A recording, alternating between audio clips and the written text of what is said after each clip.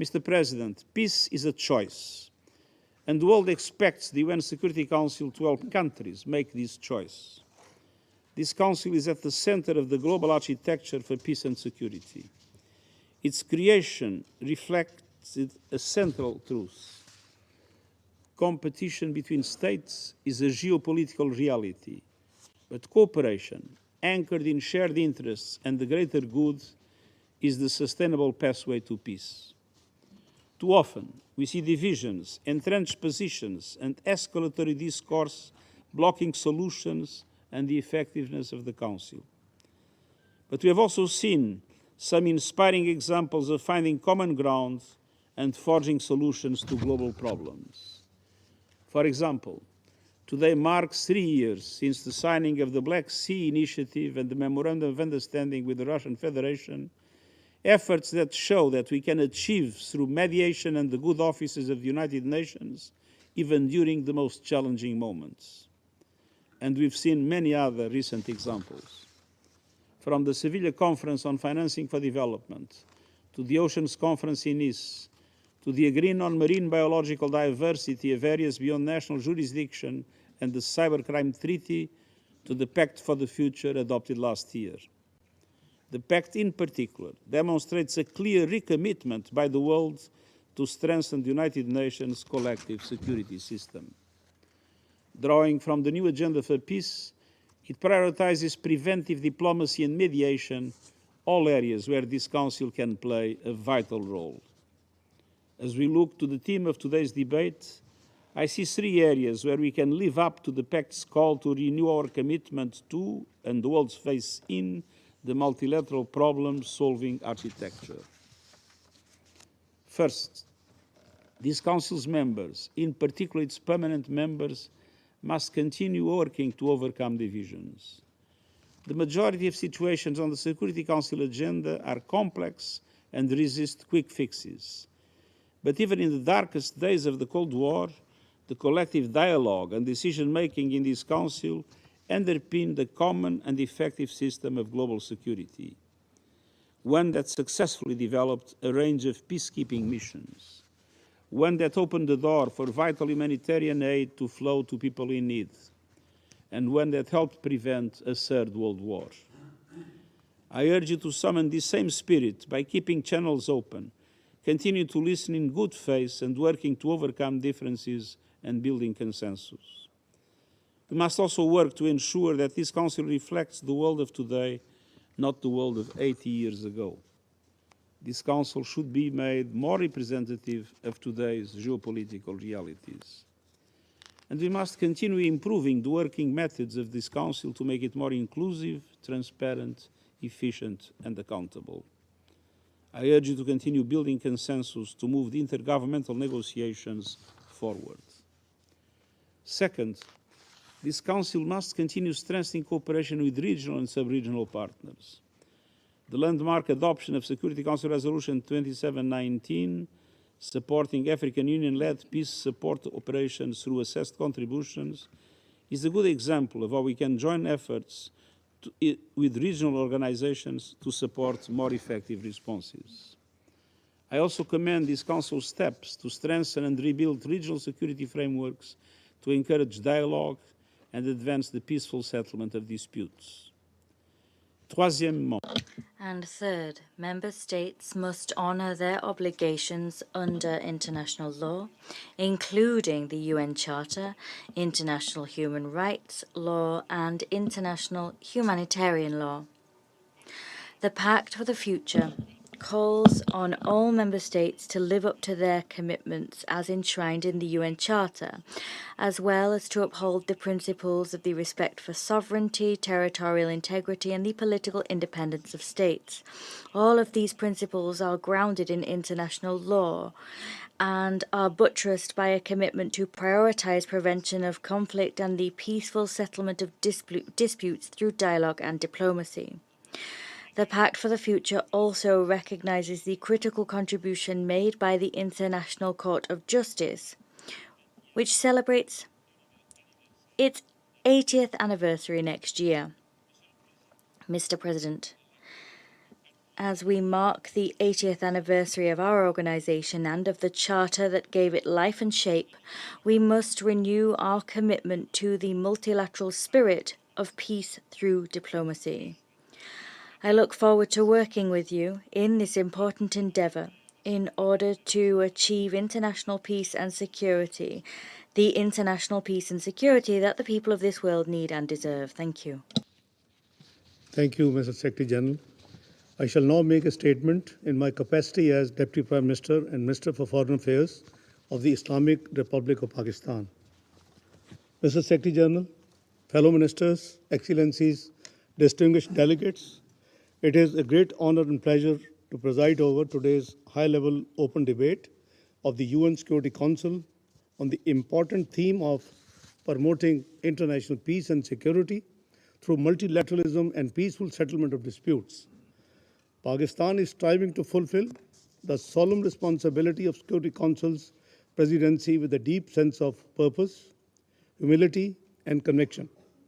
Our approach will continue to remain anchored in the purposes and principles of the UN Charter, respect for international law, and a steadfast commitment to multilateralism. I thank Secretary General for his thoughtful and insightful remarks. We deeply appreciate Secretary General's leadership and the commitment in upholding the noble ideals enshrined in the UN Charter. I also wish to acknowledge the high level of interest among the UN membership in today's open debate, including ministerial participation. We look forward to hearing their important contributions. I am extremely pleased with the adoption of the Resolution 2788 on strengthening mechanism for peaceful settlement of disputes by the Council today. It is indeed a welcome expression of our collective will and the determination to pursuing dialogue and diplomacy for the pacific settlement of disputes in full conformity with the Charter and the expectations of the international community. I thank all Council members for their positive and constructive engagement with Pakistan's delegation in achieving this important consensus. Excellencies, today's debate is both timely and urgent. Multilateralism is not merely a diplomatic convenience, it is the need of the hour. Peaceful settlement of dispute is not just a principle, it is the lifeline of global stability. The international community today faces a deeply troubling landscape of unresolved conflicts, festering disputes, and new and escalating crises. Geopolitical rivalries, erosion of trust in multilateral institutions, and persistent non-compliance with Security Council resolutions continue to undermine our shared commitment to the maintenance of the international peace and security and respect for international law. Around the world, unresolved disputes have morphed into prolonged conflicts. The flames of war rage in several regions across the globe. These crises have inflicted untold human sufferings, displaced millions, and undermined our collective faith in the international system's ability to deliver justice and peace. Excellencies,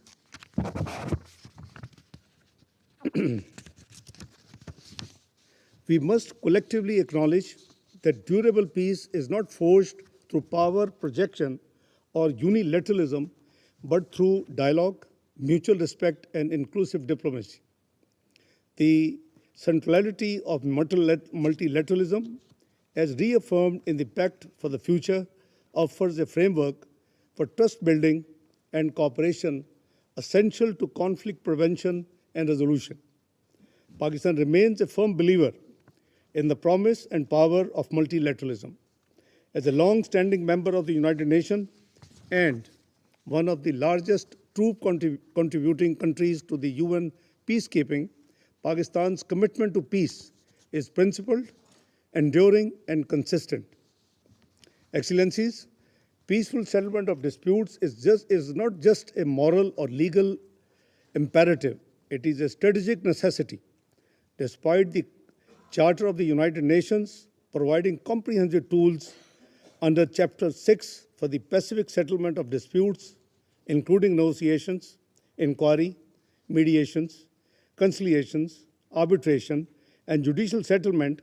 These mechanisms remain underutilized or selectively applied.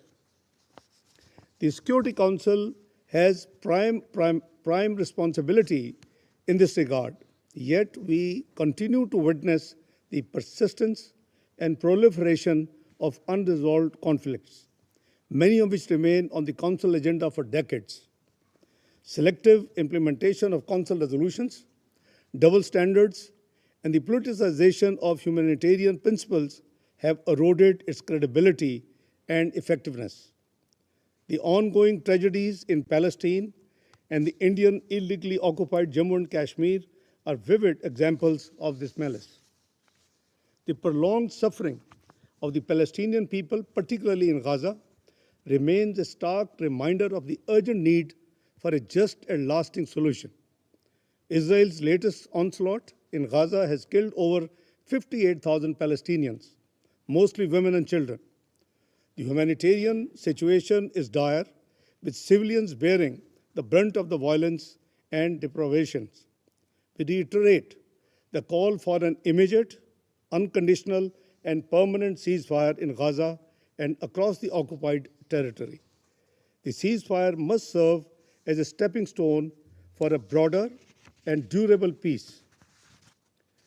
We earnestly hope that the upcoming conference on the two-state solution will reopen the political horizon and efforts towards a just and the peaceful settlement of the Palestinian question, leading to the realization of the independent and viable state of Palestine based on the pre-1967 borders with Al-Quds al-Sharif as its capital. Excellencies, Pakistan also remains steadfast in its desire for peace in our own region. But this cannot be a one-sided effort. It requires reciprocity, sincerity, and willingness to engage in meaningful dialogue, for which Pakistan stands ready. Jammu and Kashmir remains one of the oldest disputes on the agenda of the UN Security Council. It is an internationally recognized disputed territory, the final disposition of which is to be made in accordance with the relevant UN Security Council resolutions and the wishes of the Kashmiri people. No cosmetic measures can serve as a substitute for the fundamental and inalienable right to self-determination of the Kashmiris as guaranteed by the relevant UN Security Council resolutions.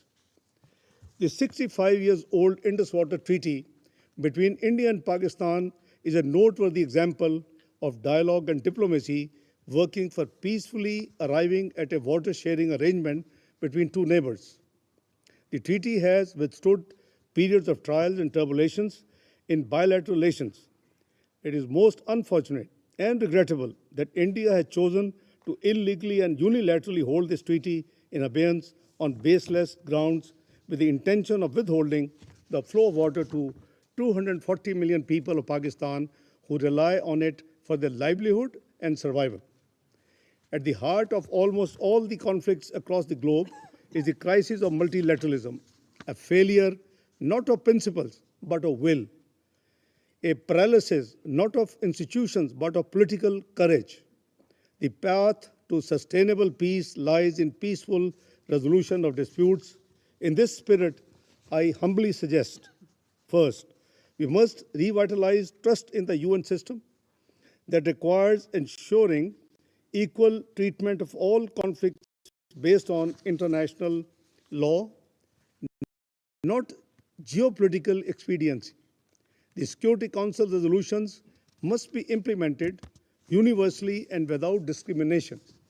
Second, we must uphold the primacy of international law, particularly the principles of the UN Charter, in resolving disputes. There must be no space for threat or use of force, foreign occupation, or denial of right to self-determination in today's world. Third, the good offices of the Secretary General should be effectively utilized in the situations of emerging conflict and those involving protracted disputes. Greater support is merited for the mediation support unit. Fourth, peaceful dispute settlement should be a norm, not an exception. Bilateralism cannot be a pretext for inaction when one party refuses to engage. Finally, we may promote regional partnerships in accordance with Chapter 8 of the Charter to support context-specific, inclusive solutions as well as enhance early diplomatic action, including greater investment in the tools of preventive diplomacy. Excellencies, Pakistan's foreign policy remains anchored in the principles of UN Charter, sovereign equality of states, non-interference, a right to self-determination, and the peaceful settlement of disputes. We have always preferred diplomacy over confrontation, engagement over isolation, and partnership over polarization. We covet a world that is not divided by conflict, but united by cooperation and peaceful coexistence. Excellencies, let this debate serve as a collective reaffirmation of our faith in multilateralism, a recommitment to the peaceful settlement of disputes, and a solemn promise to those who look to this Council not for words, but for action. It is time to return to the spirit of San Francisco, where the Charter was born out of the ashes of war and with a hope for peace. At the 80th anniversary of the foundation of the organization, we owe it to the peoples of the world to make the UN even more relevant as a platform for dialogue, but also as an institution that delivers justice, upholds international law, and promotes sustainable peace. I thank you all. I now resume my functions as President of the Council. I now give the floor to His Excellency Lord Ray Collins of Highbury to represent United Kingdom. Thank you.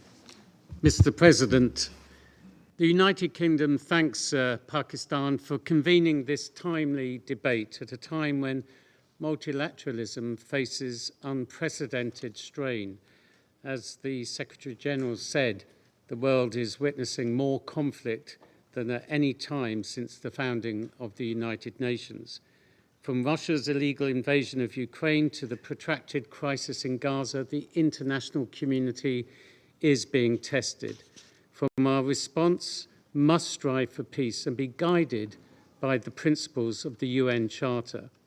Multilateralism remains the best tool we have to meet the shared challenges of the 21st century.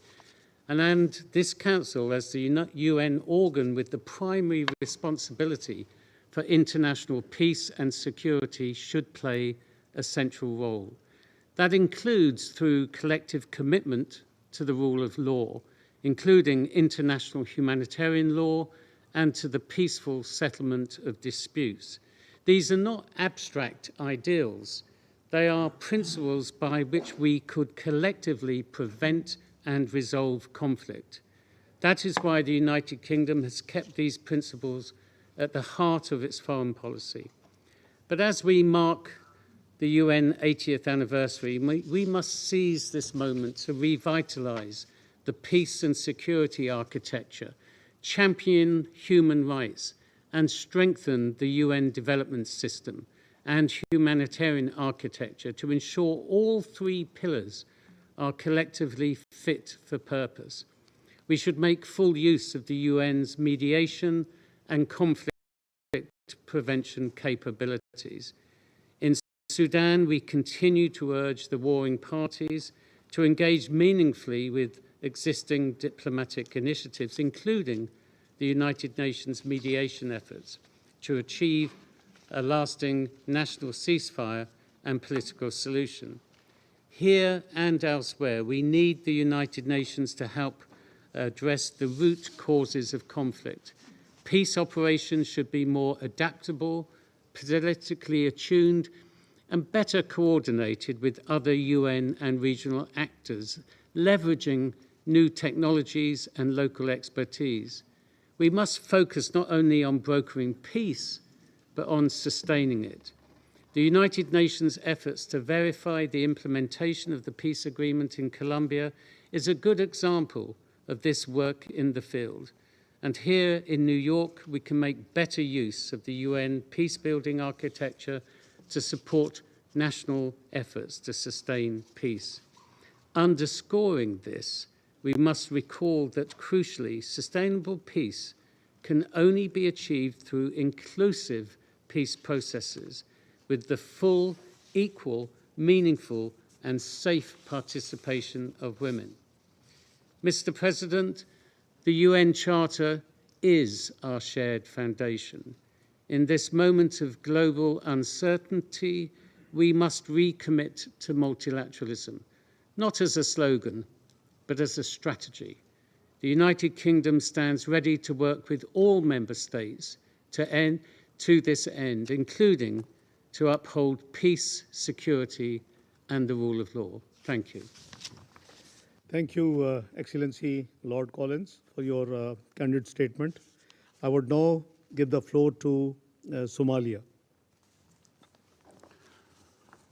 Mr. President, at the outset, allow me to express my deep appreciation to the Pakistani presidency for convening this high-level debate and to the Secretary General for his briefing. I welcome Your Excellency, Deputy Prime Minister and Foreign Minister of Pakistan to New York to preside over this meeting.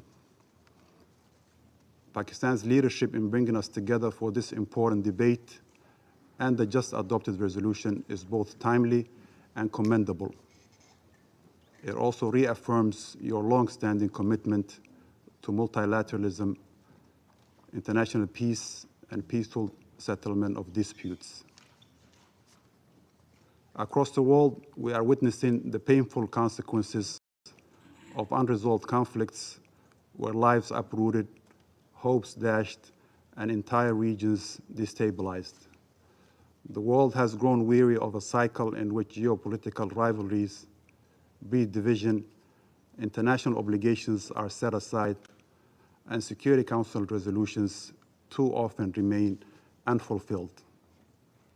In this vein, I wish to make the following 4 points. First, we must confront the reality of weakened multilateralism, a cause and a symptom of so many of our collective challenges. In the aftermath of the Second World War, humanity seemed poised to establish lasting peace through goodwill, multilateralism, mediation, and arbitration. For a time, unity of purpose and global consensus brought us close to preventing destructive conflicts. Today, however, many multilateral institutions are hamstrung by outdated rules. Reform cannot wait if these bodies are to respond to the complex realities of our era. Nowhere it is more evident than this body as we mark the 80th anniversary of the United Nations. For the Council to be truly representative and effective, Africa must be granted its long overdue place at the table, with at least 2 permanent seats as demanded by the El Zulwini Consensus.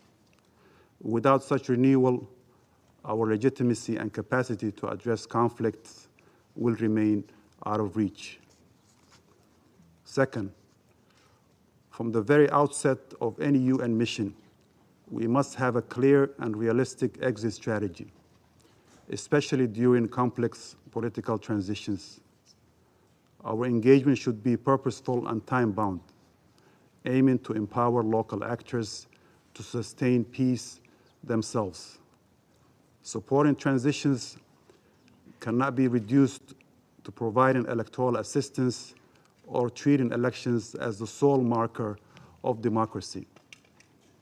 The United Nations and its members must exert more efforts and investment in peace building and accompany societies through reconciliation and reform. Third, lasting peace and security depend fundamentally on respect for international law and the principles enshrined in the United Nations Charter. All members must uphold their obligations, resolving disputes through peaceful means, respecting sovereignty, and honoring the resolutions of this Council. Selective adherence or disregard for these principles undermine the credibility of our collective security system and erodes the trust necessary for effective multilateralism. Fourth and last, Africa's rich tradition of dialogue, mediation, and wisdom across the continent have prevented consulate crises. The African Union's Silencing the Guns initiative is a testament to a collective resolve to end the scourge of wars. These initiatives deserve not just recognition, but real investment. To that end, the historic Security Council Resolution 2719 should be operationalized to ensure UN support for African Union-led peace operations is sustainable and predictable. We must recommit to empower these mechanisms to anchor lasting peace both on our continent and beyond. It is, after all, in the vital interests of this Council to ensure that its regional partners, such as the African Union, are sufficiently supported and enabled to fully discharge their responsibility as part of the global peace and security architecture.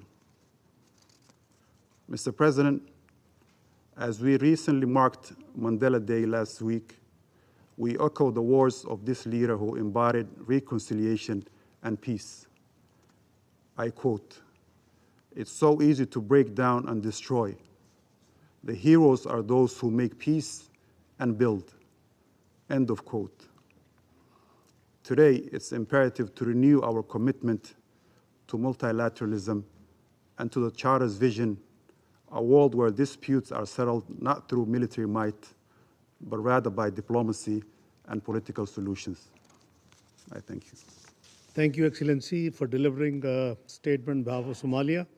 I would now request France, Representative France, to take the floor, please. Thank you. Merci. Thank you, President and Mr. Deputy Prime Minister. I thank you for being here in the Pakistani presidency. We thank Pakistan for organising this open, timely debate. We also thank the Secretary General for a briefing that has enlightened us indeed. The upsurge in conflict is becoming an entrenched trend, and with that comes a temptation to succumb to unilateralism. The resolution that we've just unanimously adopted reaffirms our commitment to multilateralism and to the peaceful resolution of disputes. France has identified 3 areas of focus which can breathe new life into multilateral action. Firstly, the United Nations must adapt itself in order to make its action more effective. Multilateralism is not a mere word, it is a method. Dialogue, the organisation of rivalry and keeping it under control, that is what multilateralism, rather than allowing the might is right principle to prevail, and the United Nations is the very institutional cornerstone of that philosophy. Initiatives are underway to reform multilateralism and the United Nations. I'm thinking about what the Secretary General is doing as part of the UN 80th anniversary to make the organisation more efficient and to adapt it to modern realities. The reform promotes the reform of the Security Council, which must become more representative. African countries must be among its permanent members. France, jointly with Mexico since 2015, has championed an initiative suspending veto powers in the case of mass atrocities. This has been joined by 107 states, and its aim is to ensure the Council is not stymied in its action in such situations. The world cannot accept that the gridlock remains where Gaza is concerned or where Ukraine is concerned within the Council. The Council must assume its responsibilities. Chapter 6 of the Charter gives the Security Council devoted instruments in terms of the Pacific settlement of disputes. When the Council can speak with one voice, it can garner great success. We have the peace agreement in 2016, which was reached between the Government of Colombia and the FARC. The UN supports the implementation of that agreement on the Security Council decision, and that bears witness to the power of cooperation.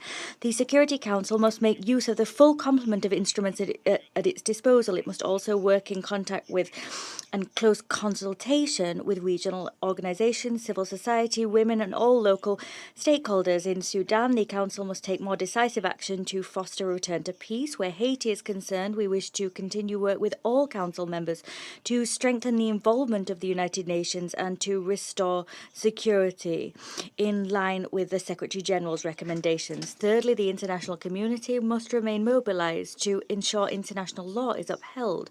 France commends the contribution made by the International Court of Justice to the Pacific settlement of disputes, both in terms of issuing binding judgments and advisory opinions.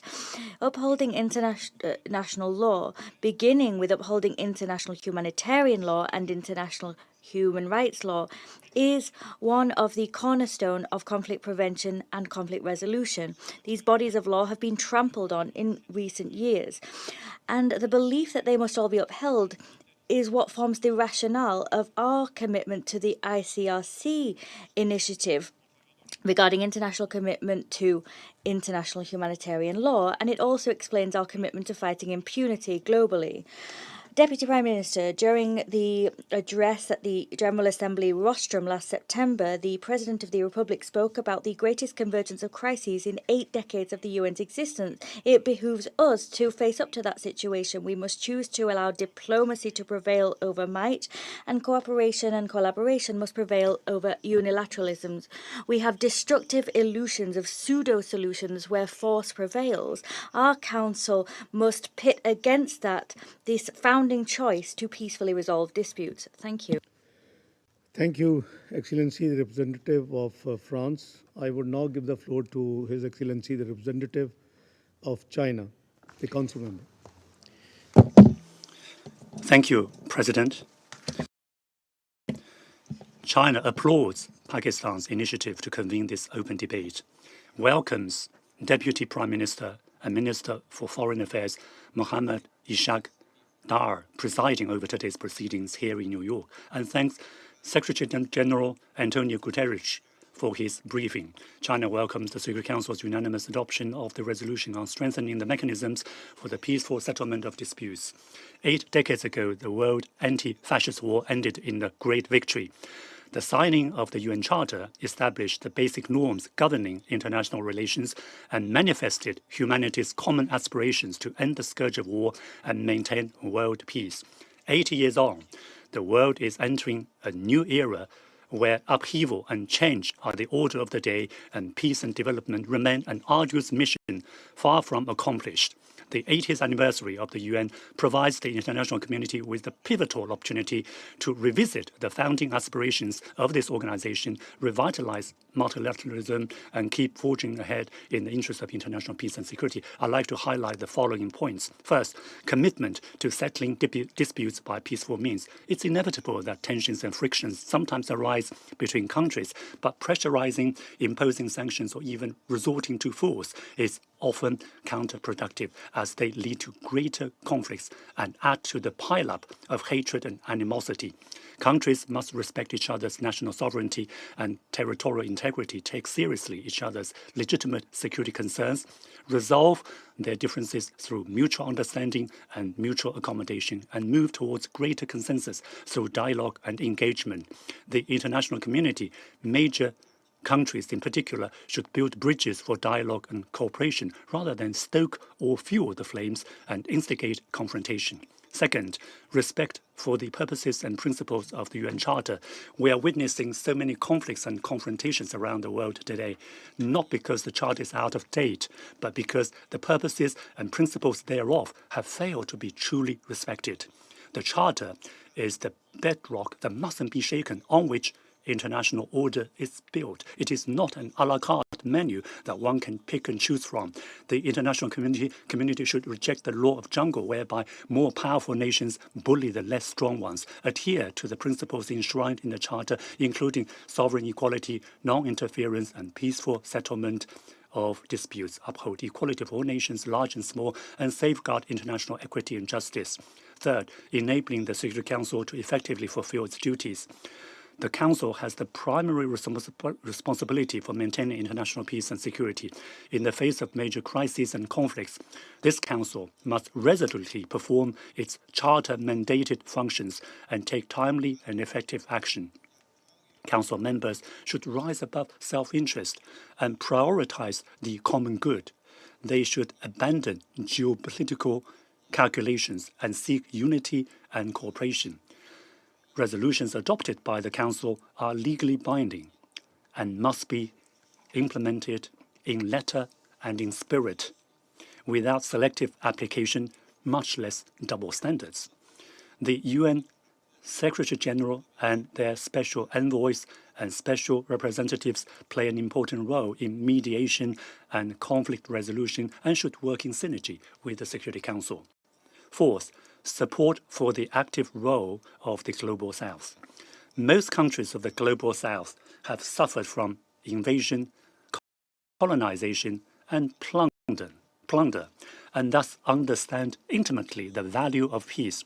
They represent a stabilizing, constructive, and progressive force in the midst of the tectonic changes in the world. China, Brazil, and other countries of the Global South formed a group of friends of peace in response to the Ukraine crisis, and BRICS nations have actively voiced their positions on major hotspot issues such as the Palestinian-Israeli conflict, contributing to a political solution to these crises. All parties should continue to support regional organizations such as the African Union, ASEAN, and the Arab League in deepening their partnerships with the UN and playing a leading role in resolving regional conflicts. President, when it comes to peace and security, China's track record is second to none among major powers in the world. President Xi Jinping put forward the Global Security Initiative and advocated the vision of common, comprehensive, cooperative and sustainable security, offering a practical path to address the global security deficit. China works tirelessly to encourage and facilitate peace talks, actively exploring distinctly Chinese solutions to hotspot issues, and has made significant contributions to UN peacekeeping operations. China has co-established the International Organization for Mediation, IOMED for short, with over 30 countries, which is an important rule of law public good for improving global security governance. We encourage and welcome more countries to join the IOMED. In today's world that is fraught with turmoil and change, there is no royal road to peace. China remains available and ready to work with the rest of the international community to practice true multilateralism, continue to be a builder of world peace, a contributor to global development, and a guardian of international order, and advance the building of a community with a shared future for humankind. Together we shall shape a better future for all. Thank you, President. Thank you, Excellency, Representative of China. Now I give the floor to Excellency, Representative of Denmark. Thank you, Mr. President. And let me also thank Secretary General for his valuable briefing and for his clarion call to action. Deputy Prime Minister Dar, thank you for your presence today. The peaceful settlement of disputes strikes to the very core of our work at the Security Council. Denmark commends Pakistan for bringing that to the forefront today. We also congratulate Pakistan for the important resolution we have adopted this morning. Mr. President, in joining the United Nations, every member state undertakes a solemn commitment to uphold the UN Charter, to promote and defend its principles, its purposes, and its values. Today, that commitment is threatened like never before. We believe it's high time not only to recommit to these principles and values, but to take concrete steps to implement them. The peaceful settlements of disputes encompasses a broad range of actions, from the use of diplomacy, dialogue, and mediation, to taking confidence-building measures, from early warning mechanisms to crisis management measures. We have these tools at our disposal. We have recommitted to them in the Pact for the Future. What is needed, as ever, is the political will and the courage to use them. Denmark believes that these tools are underutilized and undervalued. Allow me to highlight several recommendations to this end. First, the good offices of the Secretary General and his envoys is a vital role and an important tool to promote the peaceful resolution of disputes. This instrument requires adequate resources to lead and support mediation and preventive diplomacy. It should be actively used in a bold and forward-leaning way, even when the risks of failing are high. We also underscore the ability of the Secretary General to bring matters to the attention of the Council in Article 99 of the Charter as an important tool in prevention. Second, we, the Member States, must fulfill our obligations under Article 33 and seek solutions to any dispute by peaceful means. Dialogue, preventive diplomacy, and mediation must become our first ports of call. Failing this, there are still other avenues. Legal disputes should, as a general rule, be referred to the International Court of Justice, and we encourage all Member States to accept the compulsory jurisdiction of the court. As the principal judicial organ of the United Nations, the ICJ has an increasingly important role in upholding international law and the peaceful settlement of disputes. Third, we, the Security Council, need to utilize all means and measures at our disposal to deliver on our mandate. Chapter 6 of the Charter provides a range of tools to this end. As an example, the Council may establish investigations into disputes or situations that might lead to conflict. Such investigations should be initiated early to avoid and prevent escalation. The Council should also make more use of its authority to call on parties to settle their dispute by peaceful means and to make recommendations on procedures that could be taken. In this regard, we underscore the obligations in Article 27.3, stating that in decisions under Chapter 6, a party to a dispute shall abstain from voting. Our credibility depends not only on our ability to resolve and settle disputes, but in our ability to foresee and critically to forestall them. That means investing more in prevention and peace building, including confidence-building measures. It also means supporting civil society, grassroots organizations, and youth initiatives, and ensuring women's full, equal, meaningful, and safe participation in peace and security efforts. Concretely, the Council should consider organizing horizon scanning and situational awareness briefings and considering early responses. When the warning signs are clear, our resolve must be firm. Such an approach could save lives, resources, and decades of development gains. In closing, Mr. President, in this organization, we have all committed to saving succeeding generations from the scourge of war. But commitments on paper will save no one. Now is the time to maximize our use of the tools provided under the Charter. Let us harness the full potential and uphold our responsibility to maintain international peace and security. I thank you. Thank you, Excellency, Representative of Denmark. I would now give the floor to His Excellency, the Representative of Russian Federation. President, Minister, Your Excellency, we'd like to thank the delegation of Pakistan for convening this open debate dedicated to strengthening of international peace and security on the basis of the principles of multilateralism and the peaceful settlement of disputes. We'd like to thank the Secretary General for his briefing. We supported the resolution crafted by our Pakistani colleagues. The process of negotiating the document was characterized by attempts by some members to politicize the process. But we did not cede, and this resolution, we did not allow it to be turned into a platform of promoting mechanisms which are not controlled by member states. The meeting and the document that was adopted draw our attention to the principle of the peaceful settlement of disputes, a principle to which we, the Russian Federation, attach great importance. States must settle their differences using means and mechanisms that they have agreed to. This purpose is one of the cornerstone principles that was agreed to when the UN was set up. Yet we stand convinced that the maintenance of international peace and security is only possible if we ensure strict and in good faith implementation of all principles of international law as a whole, as they are inextricably linked. Furthermore, they must be implemented in good faith. Some states have set a course for ignoring this tenet, knowingly politicizing the mechanisms for settling disputes. This not only results in rising tensions in international relations, it could also do irreversible damage to the activities of very important judicial and arbitral bodies. The peaceful settlement of international disputes, which we're discussing today, is enshrined in Article 6 of the UN Charter. This principle is further confirmed by a number of authoritative consensus-based documents adopted by the General Assembly, including the 1970 Declaration on the Principles of International Law, as well as the 1982 Manila Declaration on the Peaceful Settlement of International Disputes. Article 33 of the UN Charter recalls a wide array of tools, including negotiation, inquiry, mediation, conciliation, arbitration, judicial settlement, resort to regional agencies or arrangements, or other peaceful means of their own choice. Sovereign states are free when choosing the peaceful means for the settlement of disputes.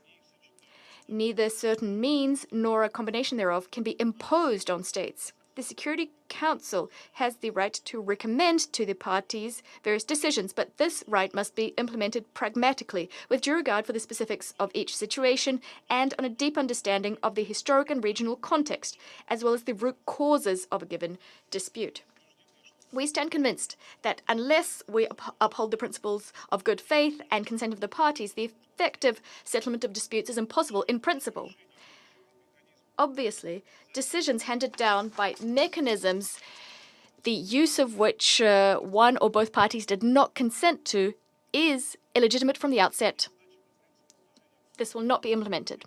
What's equally important are the principles of support for state sovereignty and non-interference in internal affairs. Any forms of external pressure, manipulation of procedures, selective approaches can dent the authority of international mechanisms, reducing them to instruments of geopolitical battle.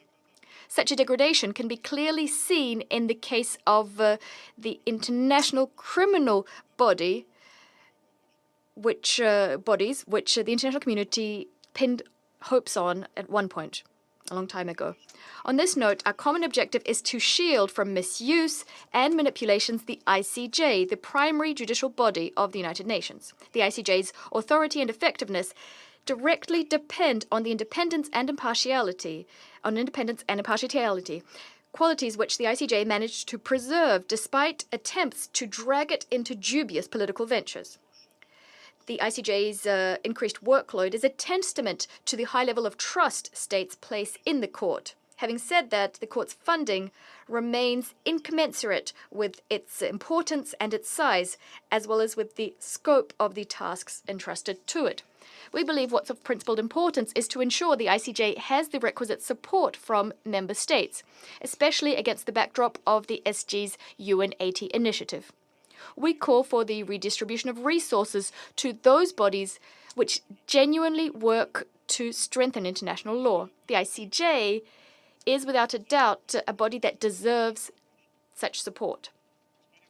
President, the prevention of conflicts, mediation, and good offices. This is one of the most popular topics at the UN. For many states and the UN Secretariat, this is a priority. And yet, we witness a paradox.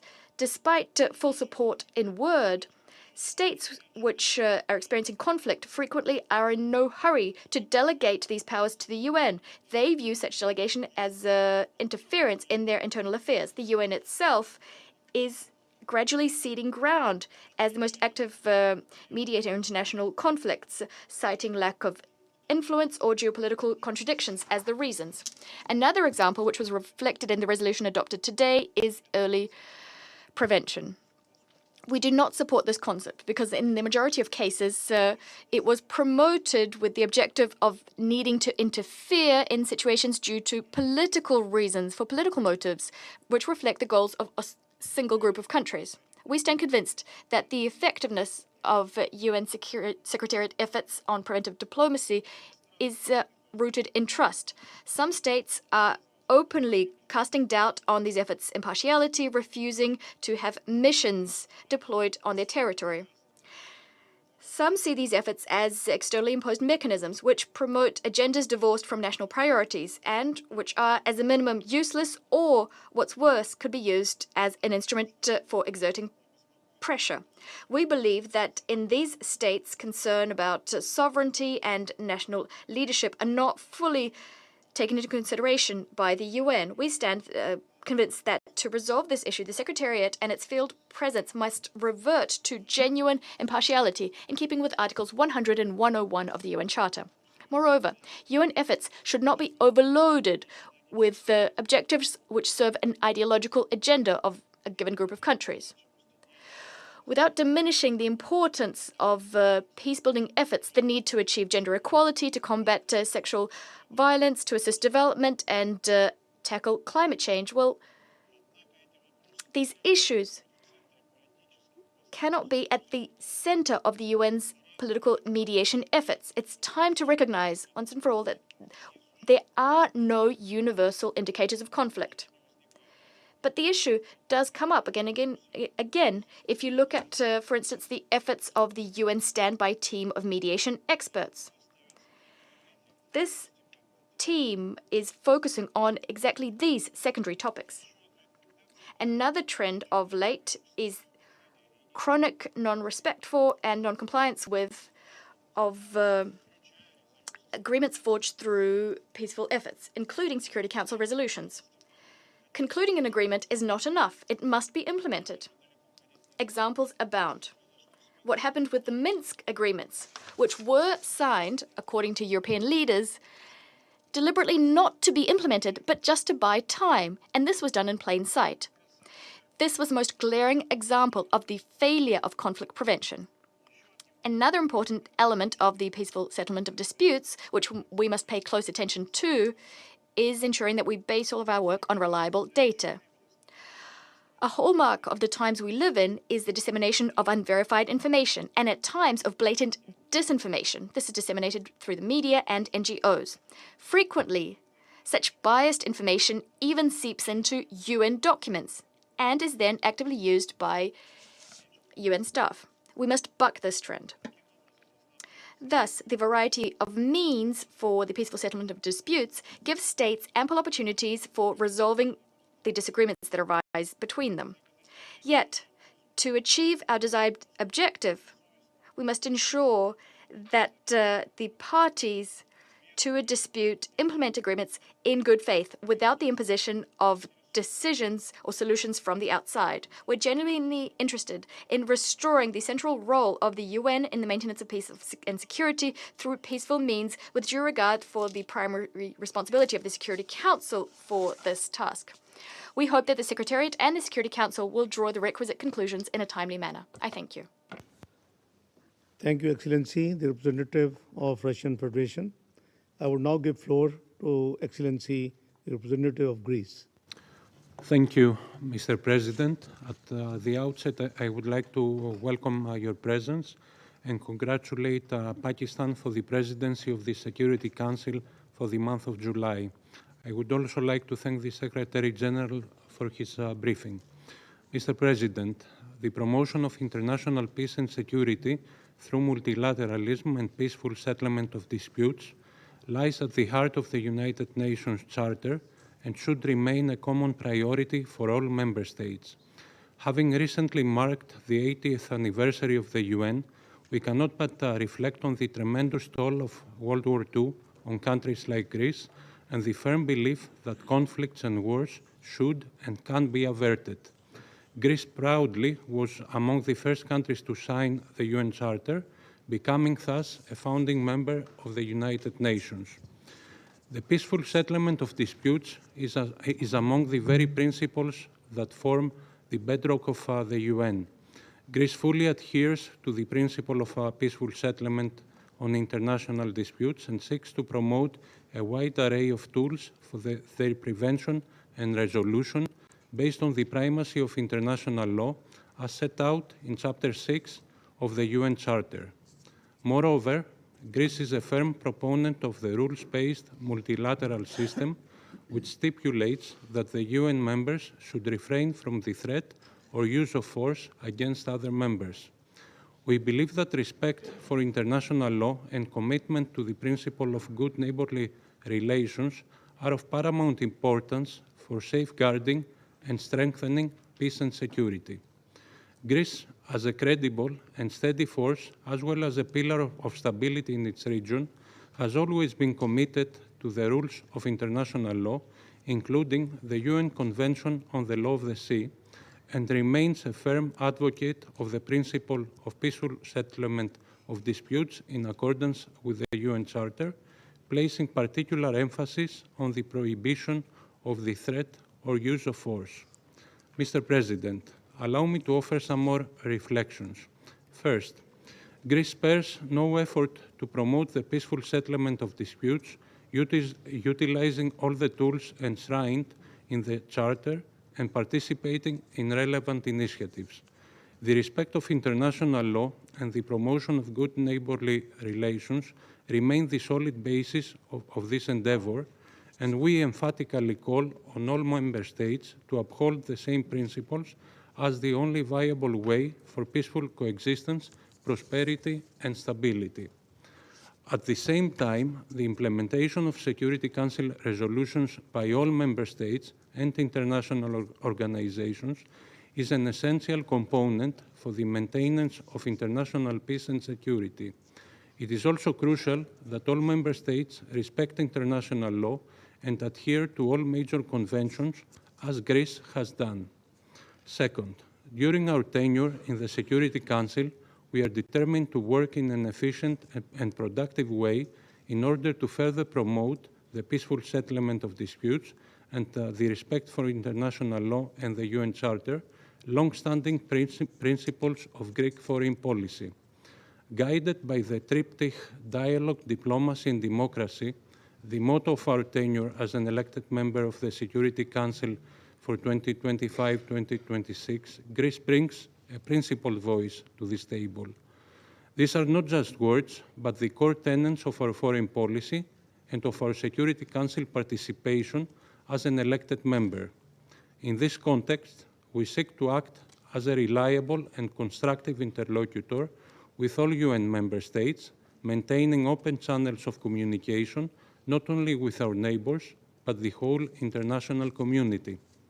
Lastly, Mr. President, an increasing number of disputes across the continents continues to require our collective attention and engagement.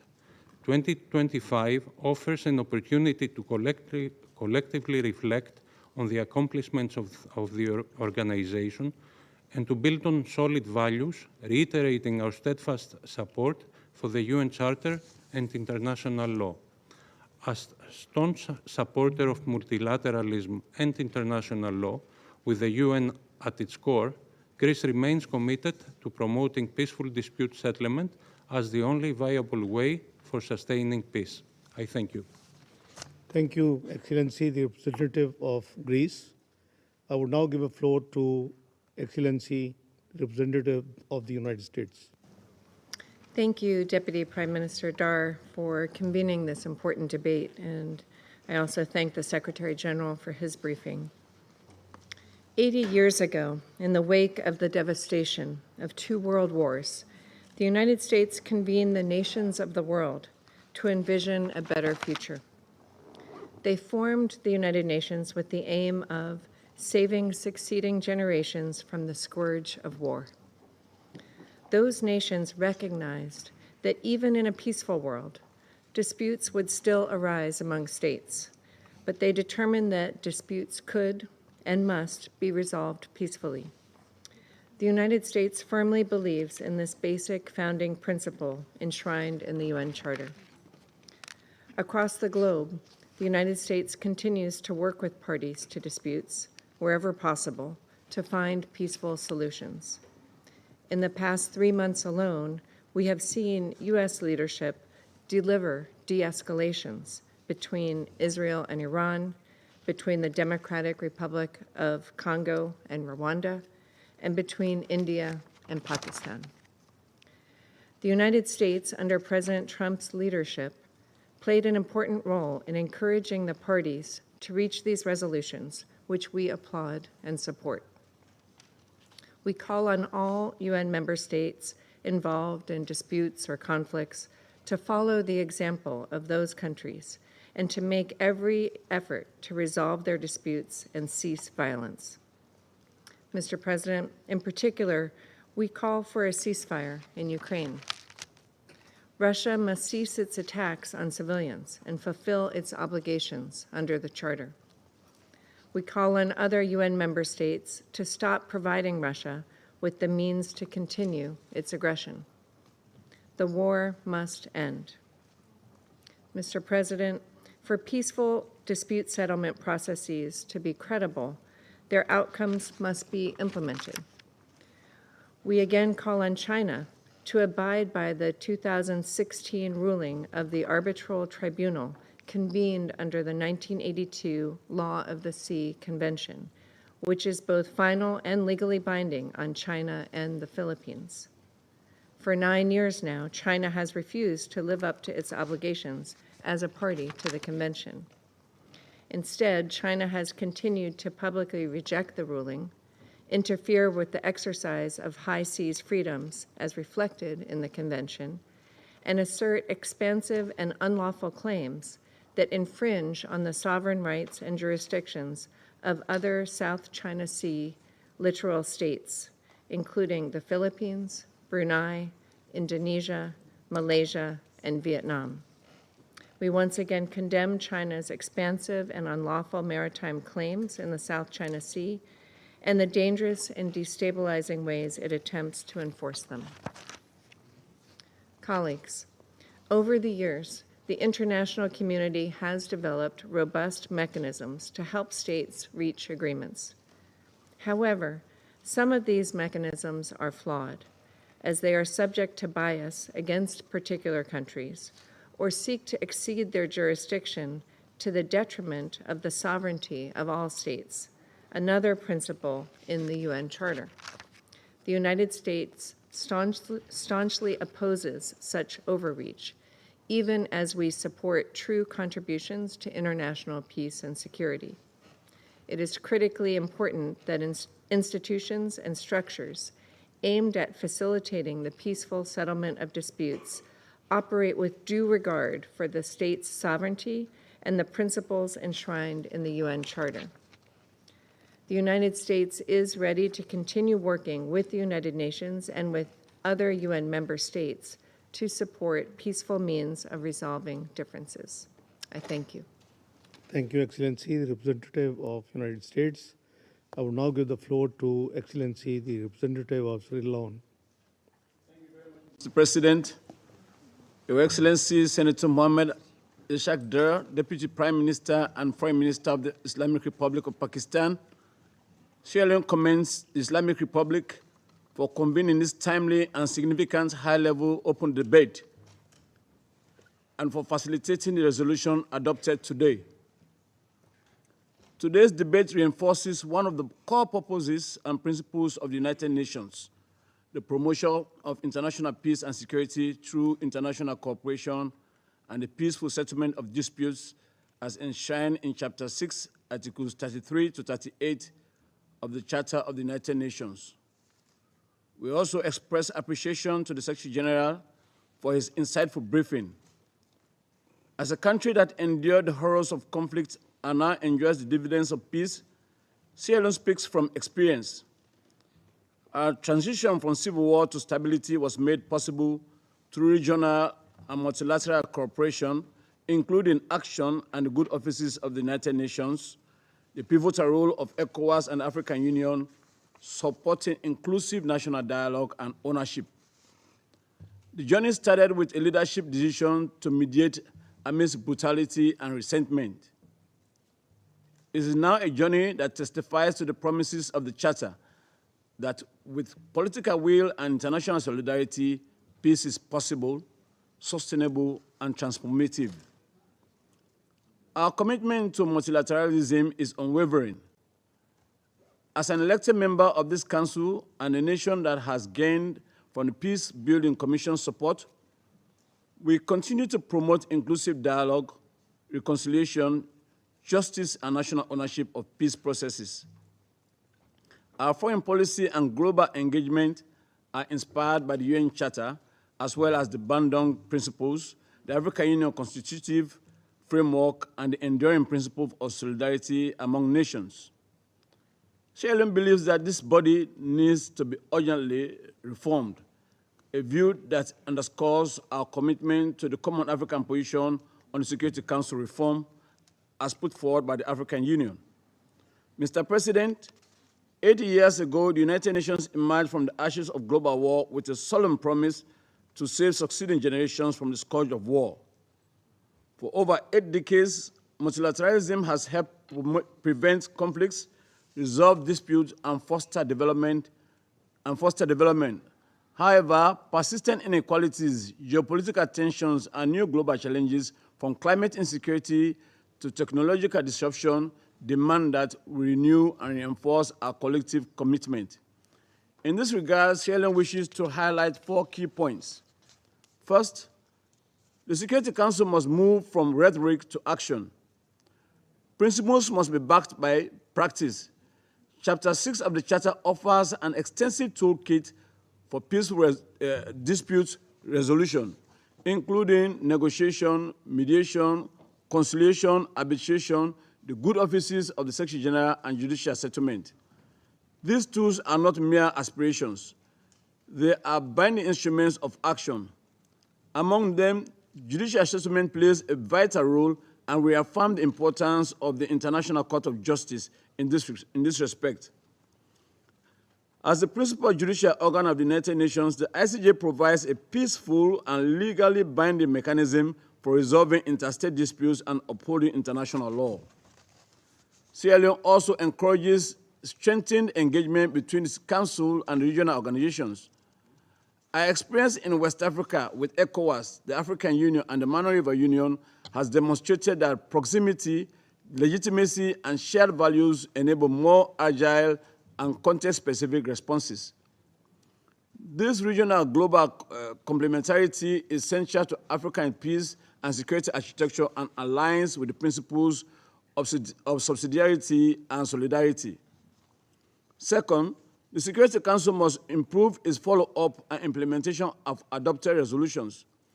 This means proactive monitoring, regular briefings by special envoys and mediators, and avoiding selective engagement based on geopolitical interests. We must overcome challenges of non-compliance, weak enforcement, and council divisions. Durable peace requires consistency, credibility, and a principled approach.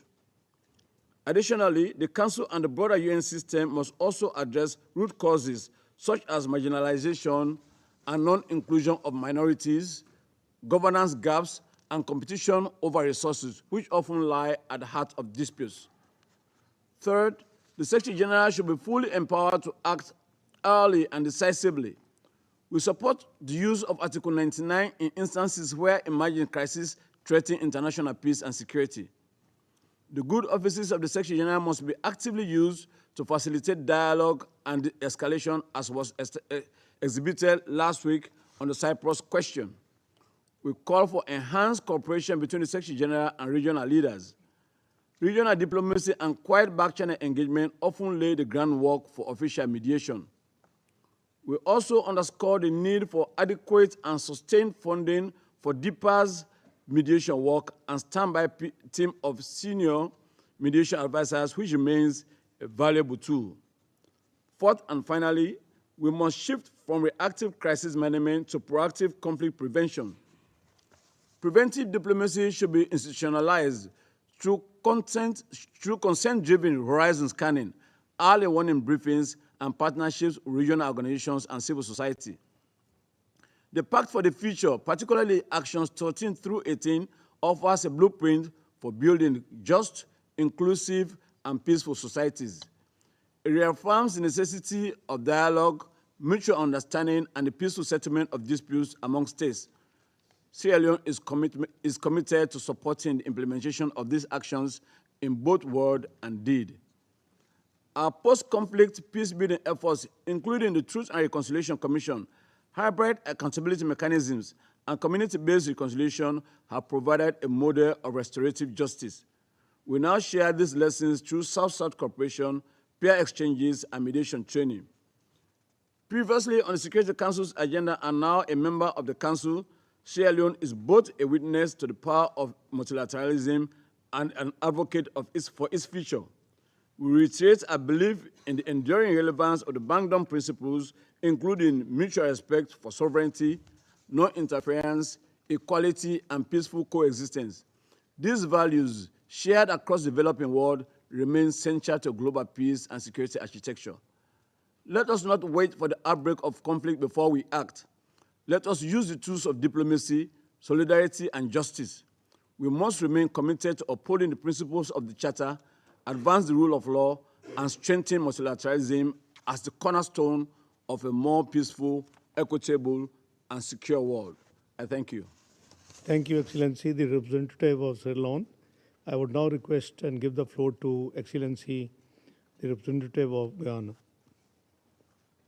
I welcome you to the Security Council, Your Excellency Senator Mohammed Ishaq Dar, Deputy Prime Minister and Minister of Foreign Affairs of Pakistan, and commend Pakistan on choosing this subject for today's open debate.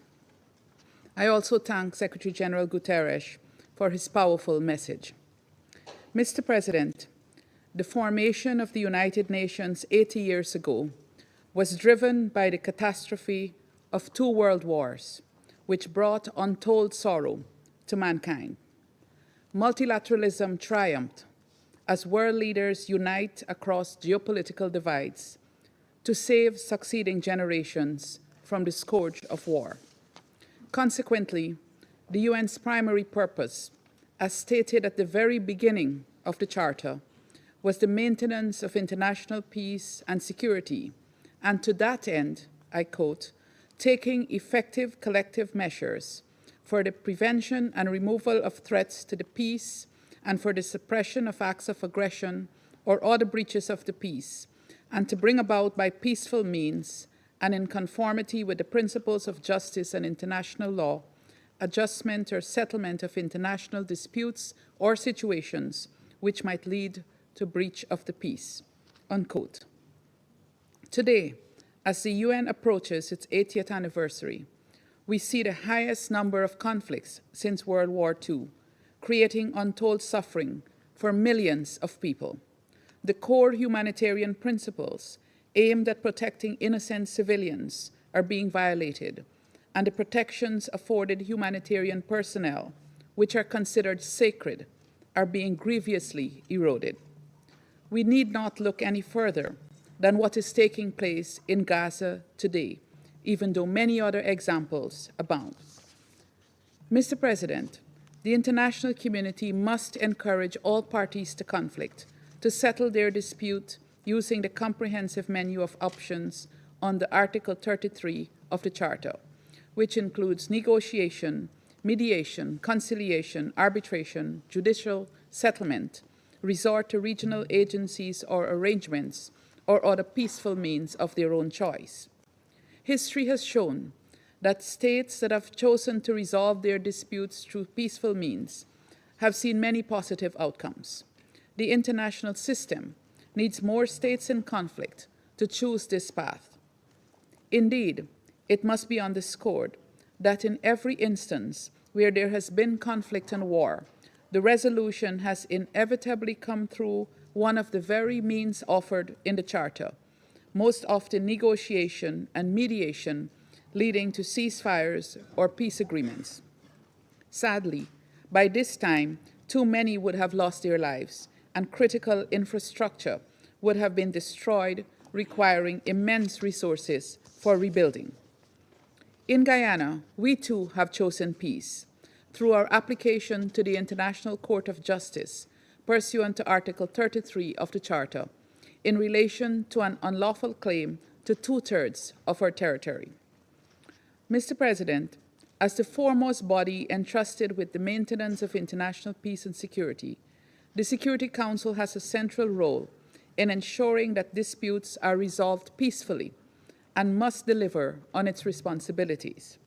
There must be greater consistency in the Council's approaches and insistence on the implementation of international law and Security Council resolutions.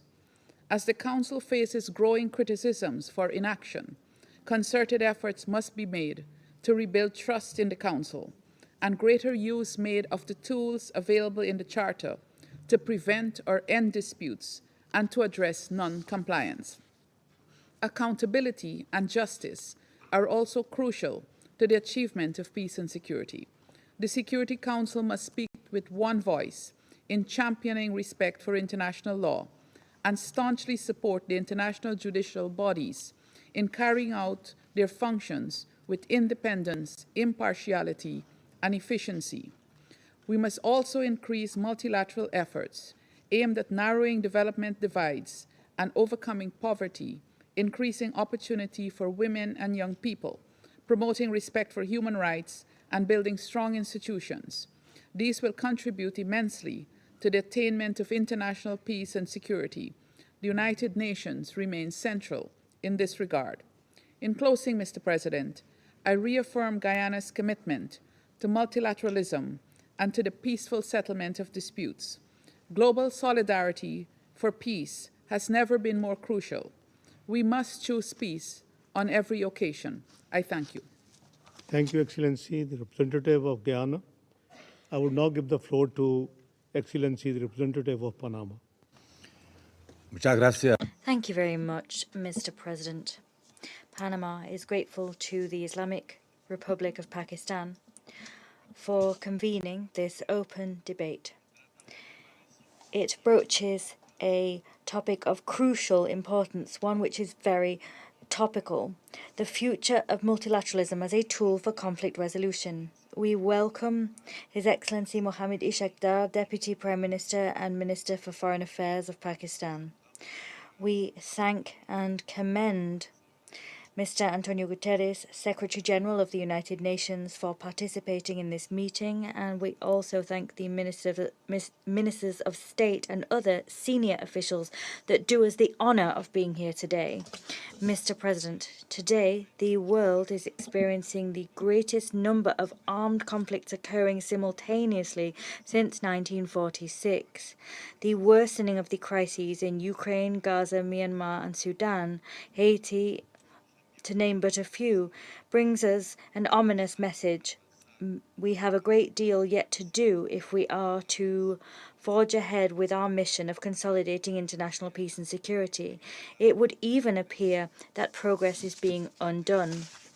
The brotherliness and interdependence that bound us together 80 years ago now, with the goal of avoiding the horrors of war once again sowing devastation worldwide, resulted in the ratification of the UN Charter and laid the foundations for the multilateral governance system, a system which has endured to date. It has helped us to reduce extreme poverty, hunger, and insecurity throughout the world. However, today, we are witnessing the gradual erosion of this system. We are moving towards one dominated by mutual mistrust, disinformation, political obstructionism, financial pressures, and unilateral flights of fancy. It is a source of concern to note the lack of political will in terms of implementing the reforms and changes necessary to adapt to new realities and to manage increasingly complex conflicts. Panama reiterates its fervent, unwavering appeal to the Council to enforce and protect the UN Charter. For our country, a small nation in the global south, the United Nations was and will remain the primary tool at our disposal to bring our causes to the international arena. From the handover of the Panama Canal to Panamanian hands, to efforts to promote global maritime security, we've always used the United Nations. The multilateral nature of this organization has empowered us to respond effectively to powerful countries' attempts to impose diktats. For us, as a developing Latin American country, it is inconceivable that we would have a global order in which countries, instead of working together for the common good, impose their protectionist interests on others. Before the arrival Or rather, in the face of the arrival of globalization and the growing interconnectedness of nations, isolation begins to stand as a wrongful attempt by states to shirk their responsibilities. Unilateralism, isolationism has time and time again proven not to have a tangible impact on preserving global peace and security. On the contrary, multilateralism is the very bedrock underpinning global well-being and stability. There is no other alternative to it. As such, we need to ensure that there is inclusive international engagement to multilateralism, engagement without double standards. The selective use and interpretation of the language and terminology of the United Nations Charter and that of the universal human rights system undermines the universality of those pillars of international law and undermines an effective multilateral system. Moreover, we reject geopolitical rivalries that impose national interest to the detriment of multilateral cooperation. That is very serious indeed, because it renders this Council powerless when it comes to upholding its obligations, because the Council finds itself unable to take expeditious, decisive action to prevent conflict and peacefully resolve global crises. Mr. President, Panama believes that territorial integrity, sovereignty, and the right of peoples to decide their own fate is not subject to negotiation. The respect on the part of all member states for that reality is critical if we are to resolve protracted conflicts. However, these remarks in no way contradict the universal and obligatory nature of human rights, nor the individual freedoms, or the mandate conferred by the Charter on the Council, the mandate to take proportional measures in the face of injustice, human rights violations, and war crimes. The Charter has equipped the Security Council with the authority to ensure the maintenance and promotion of international peace and security. This is not a simple legal mandate, rather it is a moral duty. The fate of millions of people could be plunged into tragedy, crisis, and famine if we do not take action. As part of the UN-80 initiative and the Pact for the Future, our work stands as a crucial opportunity to undertake profound change in the way in which we enforce our mandate. It is absolutely paramount that we make use of existing tools and that we incorporate into conflict prevention an inclusive perspective, one in which women, young people, indigenous peoples, and civil society play a key role. We support there being an ever closer working relationship between the Security Council and the Peacebuilding Commission. The PBC has served as a crucial bridge between the General Assembly and this Council. Information exchange mechanisms must be strengthened, those that allow us to exchange information with ECOSOC and regional and local organizations engaged in peacebuilding. The Latin American region has robust models, including the Inter-American Commission on Human Rights, the Inter-American Court of Human Rights, the Charter of the OAS.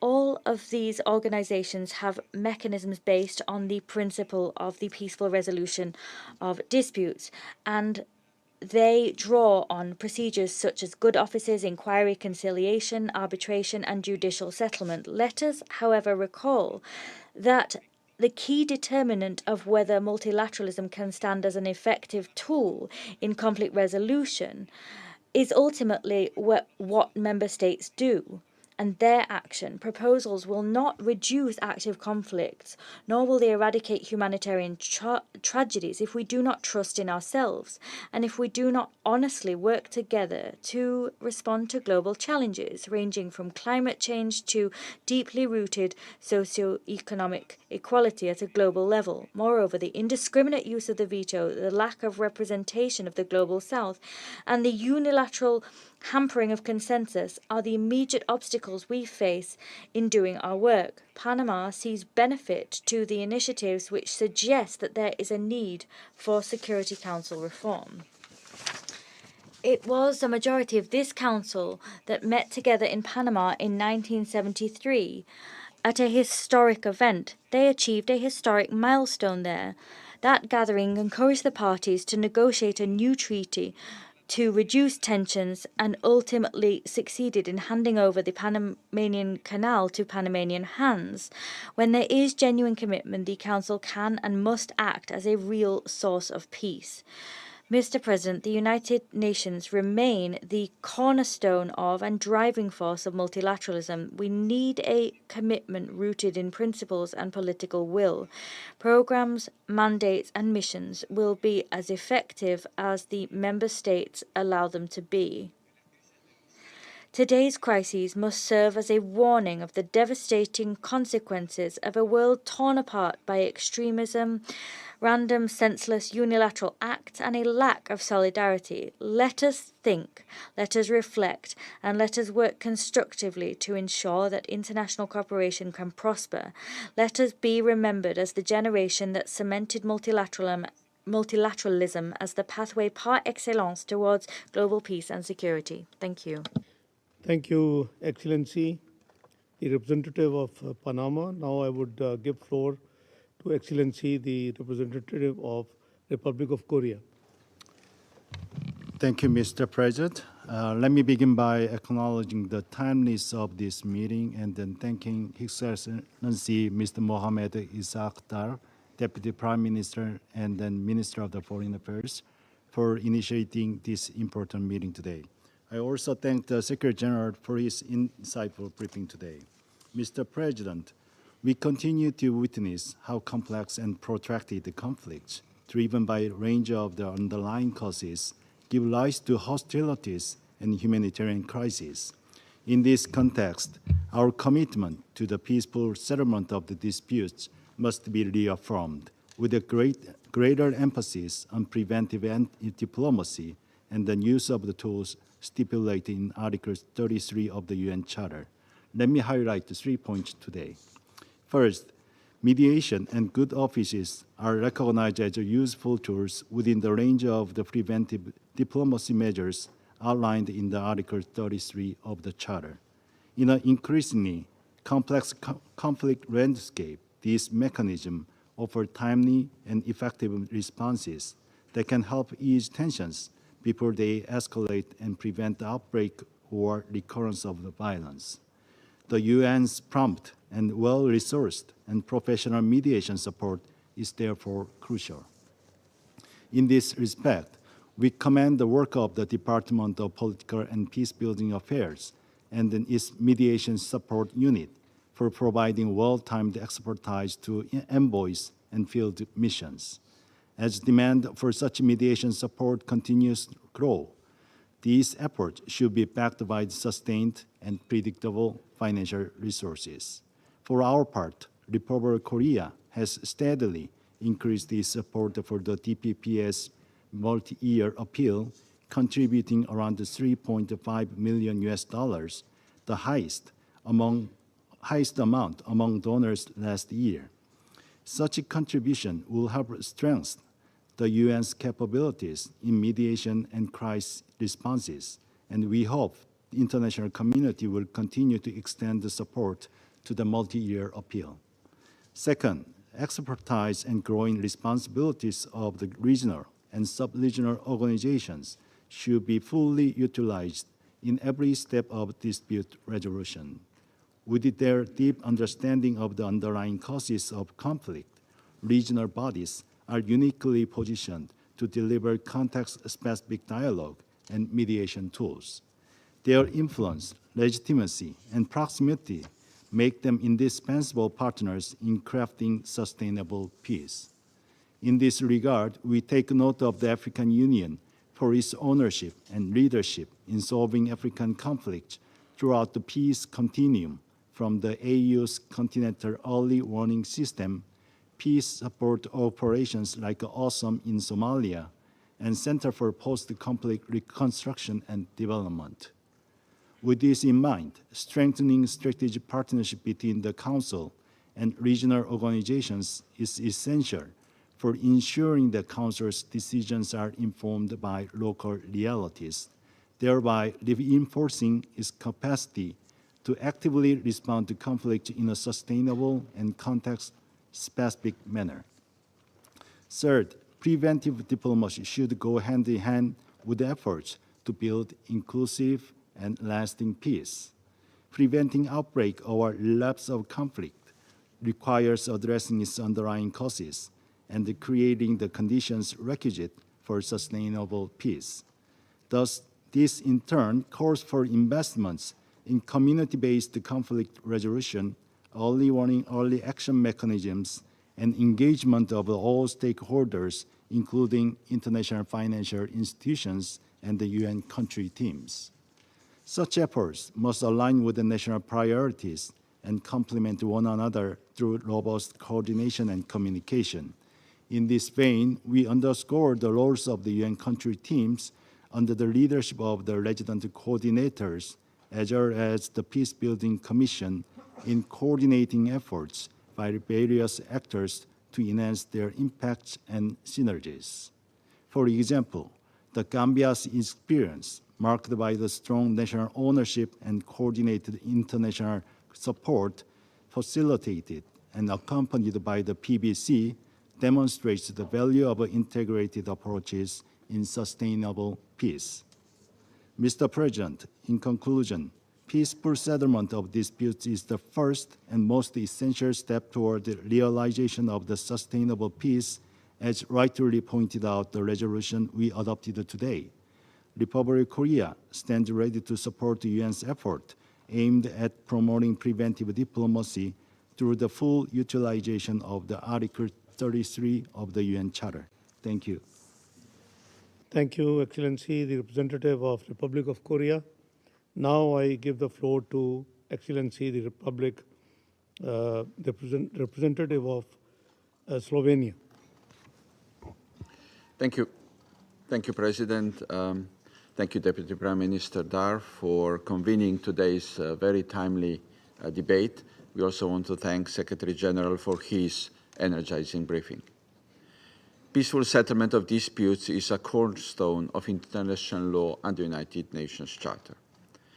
As a legal and moral duty, it rests squarely with the parties involved, in particular their leaders. Drawing from our own experience, I can affirm that the peaceful resolution of any dispute requires courage, political will, determination, and time. These are often scarce commodities, especially in the moments of crisis, and must be demonstrated by all parties. It is precisely why the role of the United Nations, including the Security Council, remains vital. Using tools provided by the Charter, we can offer constructive guidance and support in helping to prevent the crisis. Slovenia welcomes the resolution adopted today, although we would have wished a stronger voice of the United Nations Security Council on this matter. Allow me to raise the following points for consideration in today's discussion. Firstly, international law must be respected, complied with, and upheld. This includes international humanitarian law, international human rights law, as well as, in a broader sense, the Security Council resolutions and all agreements and decisions reached through peaceful means, including judicial and arbitral rulings, orders, and advisory opinions. Often this Council is called upon to address complex and destabilizing situations that undermine regional stability, threaten peace, and cost innocent civilian lives. These crises frequently stem from agreements that have been broken, commitments abandoned, and the political will diminished, replaced by misguided belief that the military solution is possible. Respect for international law is not optional, nor is it something imposed on us. It is our voluntary and strong commitment, a fundamental obligation. Secondly, there is no higher price than that of recovering and rebuilding a country torn apart by conflict, where the very social fabric of communities have been torn by the horrors of war. This is why preventing conflict is not only a moral imperative to avoid the human suffering, but also a shared strategic and economic necessity that requires the commitment of all, donors large and small, public and private sector, and civil society alike. Mindful that effective and sustainable conflict prevention and peace building must be nationally led and owned, Slovenia encourages Council members to engage more in early warning efforts, including through the potential of new technologies. We should pay more attention to early indications of human rights violations and abuses. We must consider developments related to climate security, as proven useful across the West and Central Africa. The Council should collectively ensure that peace operations are guided and equipped to carry out preventive diplomacy and strengthen post-conflict democratic processes on the ground, as we have done after the civil wars in Côte d'Ivoire, Liberia, and Sierra Leone. And finally, no agreement can withstand the test of time if it is not reached through an inclusive process. A peace agreement that excludes half of the population is unlikely to endure. The root cause of disputes, such as marginalization, historical grievances, and systemic inequalities, must be reflected at the very moment when leaders are working towards a peaceful settlement. This is why Slovenia actively supports the inclusive participation of diverse civil society actors at all stages of conflict prevention, resolution, and peace building. Our commitment to the Women, Peace and Security agenda has been further reinforced through our endorsement of the UN Secretary General's common pledge for women's full, equal, and meaningful participation in peace processes. Women mediators and those with expertise on gender dimensions, supported by Slovenia through the Women's Peace and Humanitarian Fund, have consistently proven their ability to help achieve fairer, more inclusive, and longer-lasting peace agreements. Agreements that the world we live in desperately needs. Thank you. Thank you, Excellency, the representative of Slovenia. I will now give the floor to Excellency, the representative of Algeria. Mr. President, my delegation wishes to begin by expressing its sincere appreciation to His Excellency Mr. Mohammed Ishaq Dar, Deputy Prime Minister and Minister for Foreign Affairs of the Islamic Republic of Pakistan, for presiding over this important high-level debate, and also for placing the principle of peaceful settlement of disputes enshrined in the UN Charter at the heart of the Council's agenda. We also thank the Secretary General, Mr. Antonio Guterres, for his valuable briefing and continuing commitment to preventive diplomacy and multilateral engagement.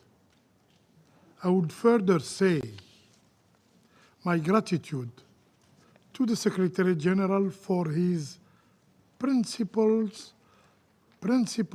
and courageous stance in promoting, defending, and upholding multilateralism and the tenets of the UN Charter.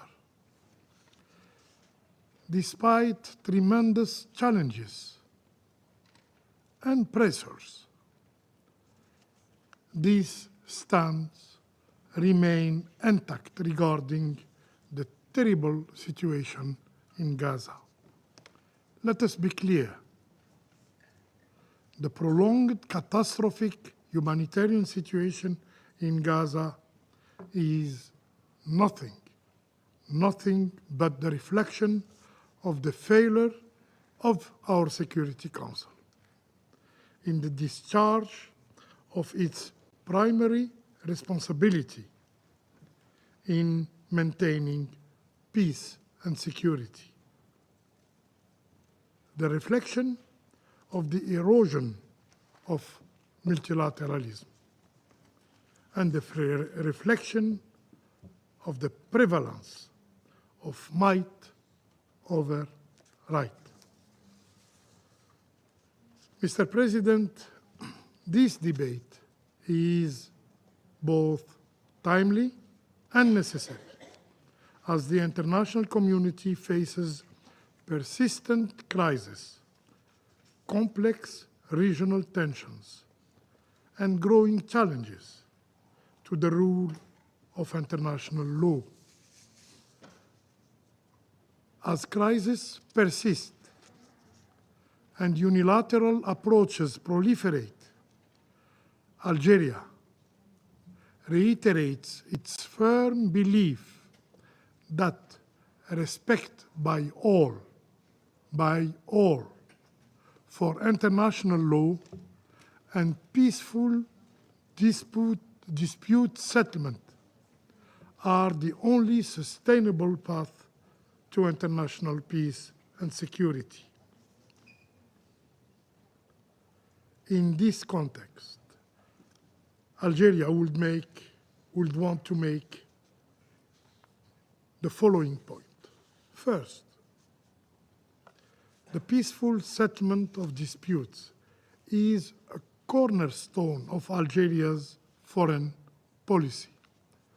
Dialogue, mediation, good offices, and legal mechanisms that respect sovereignty and non-interference remain our preferred tools for preventing and resolving conflicts. Second, the Charter mechanism enshrined in Chapter 6, negotiation, mediation, conciliation, arbitration, and judicial settlement must be fully utilized and applied with impartiality. Third,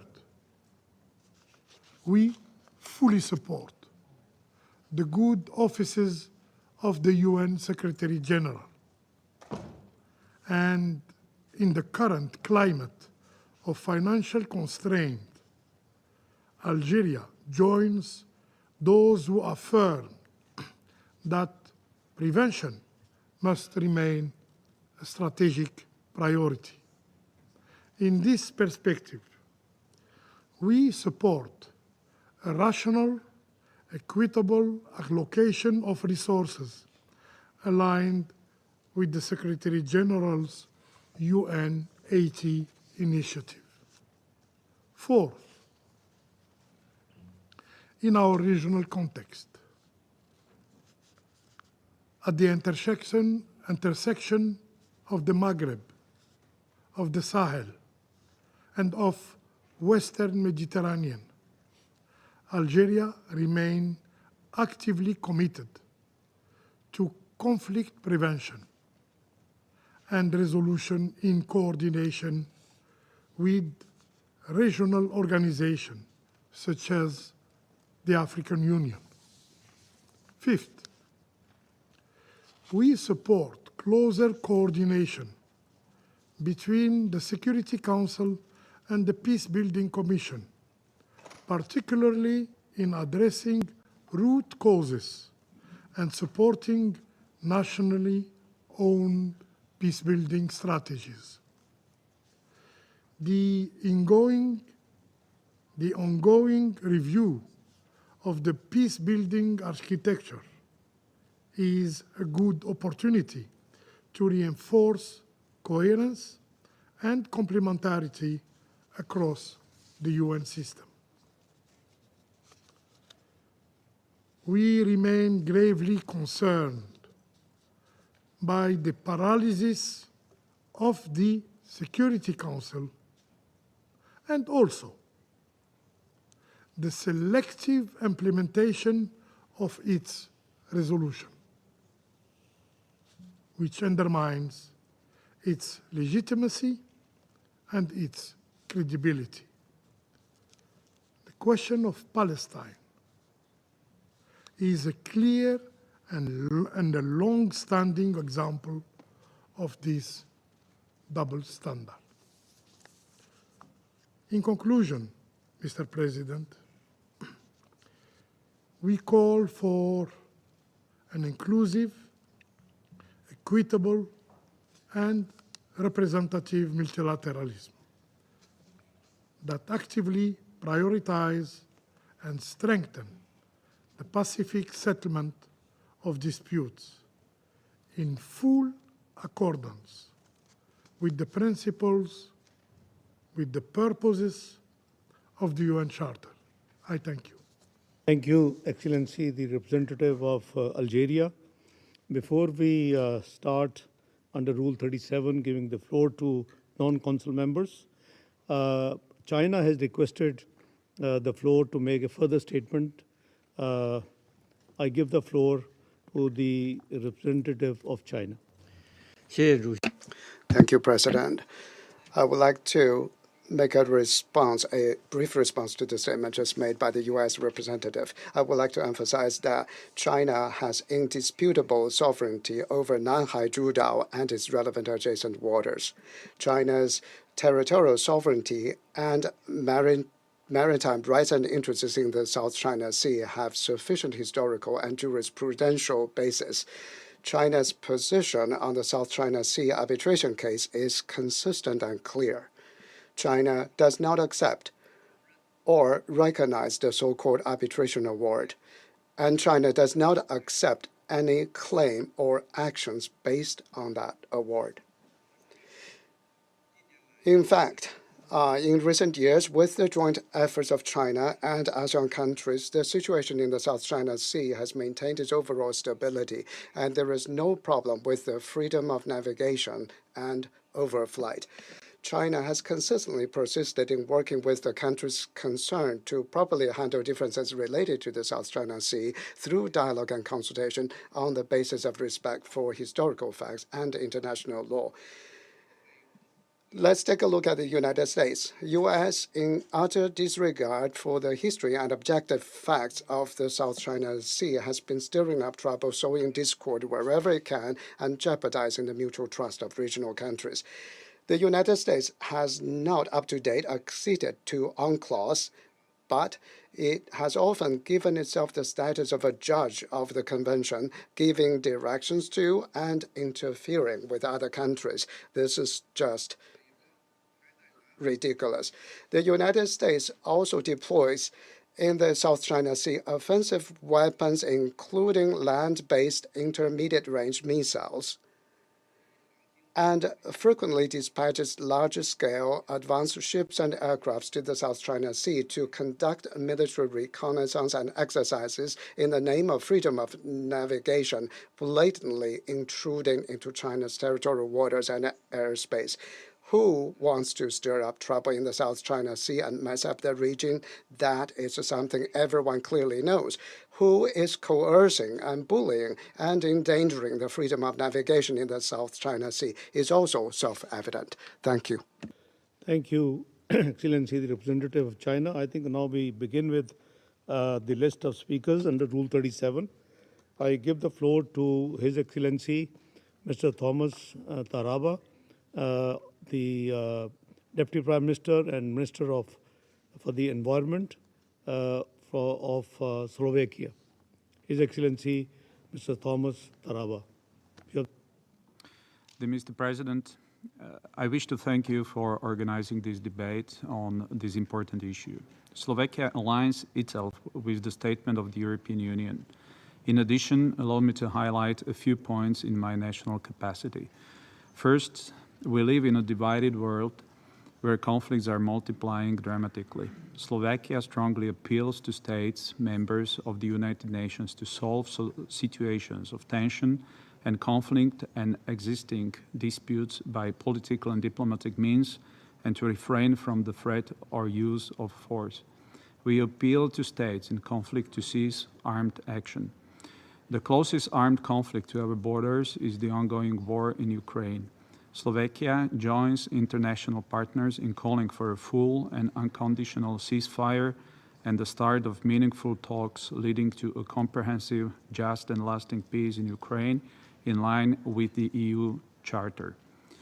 Second, peaceful settlement of disputes is central to the Security Council's mandate to maintain international peace and security. Over 8 years, the Council has helped to end numerous conflicts, including through applying the tools provided under Chapter 4 of the Charter. Slovakia fully supports the appeal to the members of the Council to make a wider and more effective use of Charter provisions aimed at peaceful settlement of disputes. The Council should also continue to build on its existing early warning and conflict prevention efforts. Third, the peaceful settlement of disputes is most effective when it is fully owned by parties directly involved and when these parties themselves choose and apply procedures and means best suited to their needs and perspectives. Slovakia is of the view that the United Nations must be adequately equipped to lend its support in this regard, as appropriate. Next, I would like to stress the value of the regional and sub-regional organizations and arrangements in the Pacific settlement of regional disputes. They are close to the problem and have knowledge of local dynamics. Slovakia believes that cooperation with them ought to be further enhanced. Lastly, a point which my country believes merits further attention is the need to adjust the existing instruments for peaceful settlement of disputes to constantly evolving nature of disputes. Mr. President, Slovakia commends the ongoing peace facilitation activities of the UN Secretary General, including most recently his renewed attempt to revive the stalled Cyprus peace talks. Slovakia is prepared to continue facilitating bicommunal dialogue between Greek Cypriot and Turkish Cypriot political parties in Cyprus. I would also take this opportunity to thank those EU member states who play important mediation role in different crisis situations around the world. Mr. President, I close by saying that despite criticism and challenges for Slovakia, the Security Council remains a vital international forum for multilateralism. The Pact for the Future, adopted by UN member states in September 2024, presents several ambitious actions to improve Council's effectiveness and ensure it remains fit for purpose. Slovakia remains committed to the successful implementation of this important document. Thank you. Thank you, Excellency, the Deputy Prime Minister and Minister for the Environment of Slovakia. I would now give the floor to His Excellency, Mr. Maresh Sangempongsa, the Foreign Minister for Foreign Affairs of Thailand. Thank you very much, Mr. President.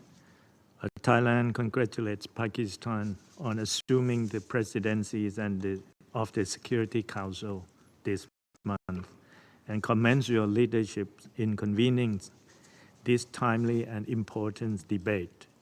We stand ready to engage constructively, drawing on Thailand's long-standing commitment to the promotions of international peace and security. Against a backdrop of rising tensions, geopolitical mistrust, and overlapping crises, Thailand is deeply concerned by the growing reliance on power projections and confrontational approaches, which risk further escalating the situation. This underscores an urgent need to redouble our collective efforts and embrace new approaches towards the peaceful settlements of disputes. Thailand wishes to address three key points. First, at this difficult time, our commitment to the principle enshrined in the charters of the United Nations must be strengthened. Thailand emphasizes that disputes must be solved through dialogue, mutual respect, and cooperation, while firmly upholding the principle of non-interference and respect for sovereignties and territorial integrities of states. Thailand highlights Article 33 of the Charter, which outline a broad spectrum of peaceful means for resolutions. These diversities of approaches reflect the realities that there is no one-size-fits-all solution.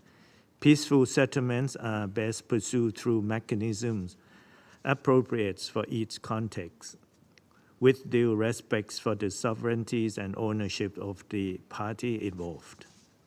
Second, Thailand recognizes the role of the United Nations in promoting peace and nonviolence.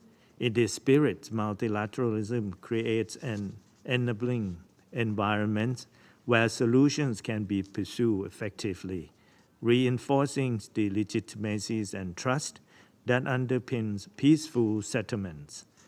We support efforts to strengthen the United Nations capacity for conflict prevention to ease global tensions by revitalizing existing mechanisms and developing innovative approaches to early warning, confidence-building measures, and dialogue, taking into consideration the specific context of each situation. In this regard, Thailand welcomes the Pact for the Future and supports the call to intensify the use of preventive diplomacies and pacific settlement of disputes, as outlined in Article 16. Thailand partnership with a partnership between the United Nations and regional organizations are critical in reducing tensions and promoting international peace and security. Their complementary role must be recognized and further promoted. Over the years, ASEAN's architectures and mechanisms has helped foster an environment of mutual trust and contributed to peace and stability beyond the Southeast Asian region. This has been achieved through ASEAN's consensus-based and non-confrontational approach, practical confidence-building measures, and a flexible approach to preventive diplomacy. We believe that ASEAN and the United Nations complement each other, and they can contribute to global efforts in strengthening peaceful settlement mechanisms, mindful of regional contexts and sensitivities. Mr. President, let us not lose sight of our collective responsibilities to secure peace and security for further generation. Thailand urges all parties to engage in dialogue and diplomacy in good faith as the cornerstone of conflict prevention and resolutions. We stand ready to work alongside all partners to transfer our commitments for international peace and security into lasting reality. I thank you very much, Mr. President. Thank you, Excellency, Mr. Marosh Sen Gam Pongsa, the Minister of Foreign Affairs of Thailand. I now give the floor to His Excellency, Minister for Economy and Commerce of Kyrgyzstan.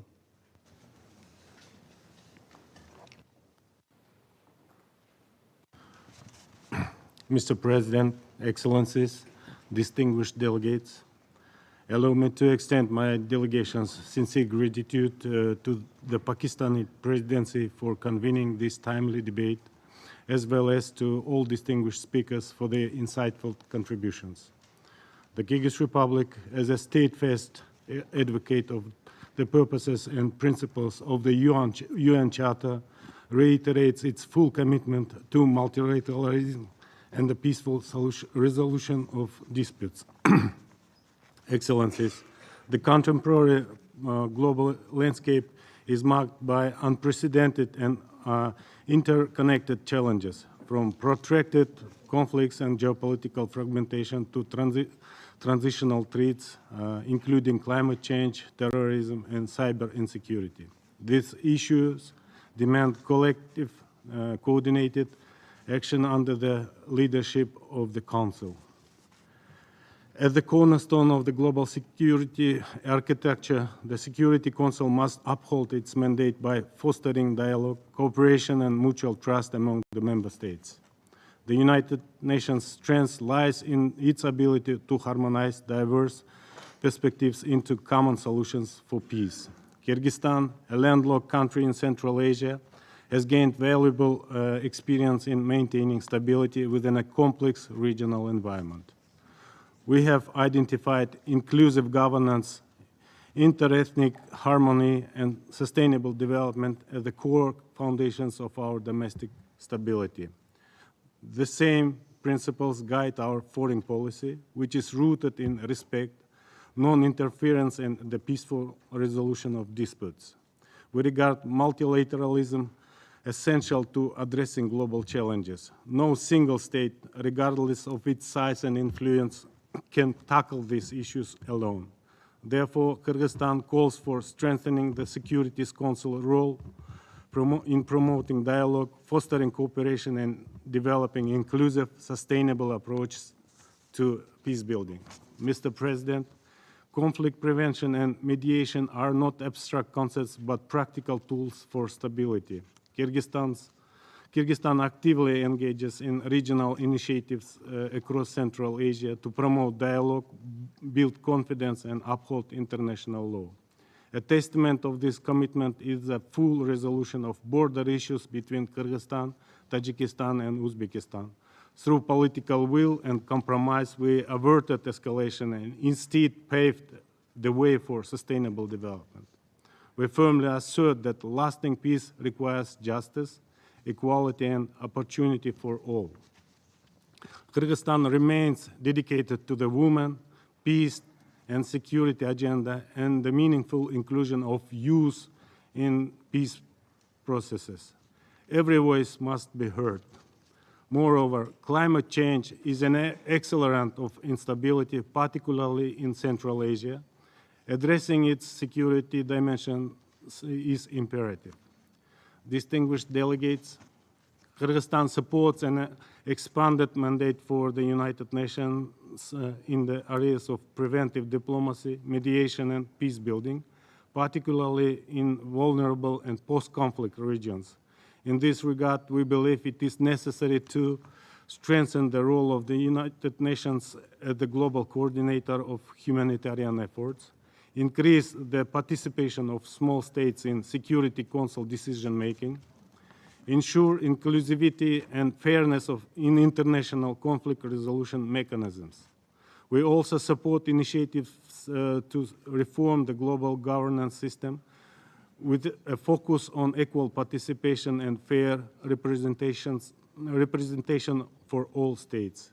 In conclusion, my country reaffirms its unwavering adherence to international law.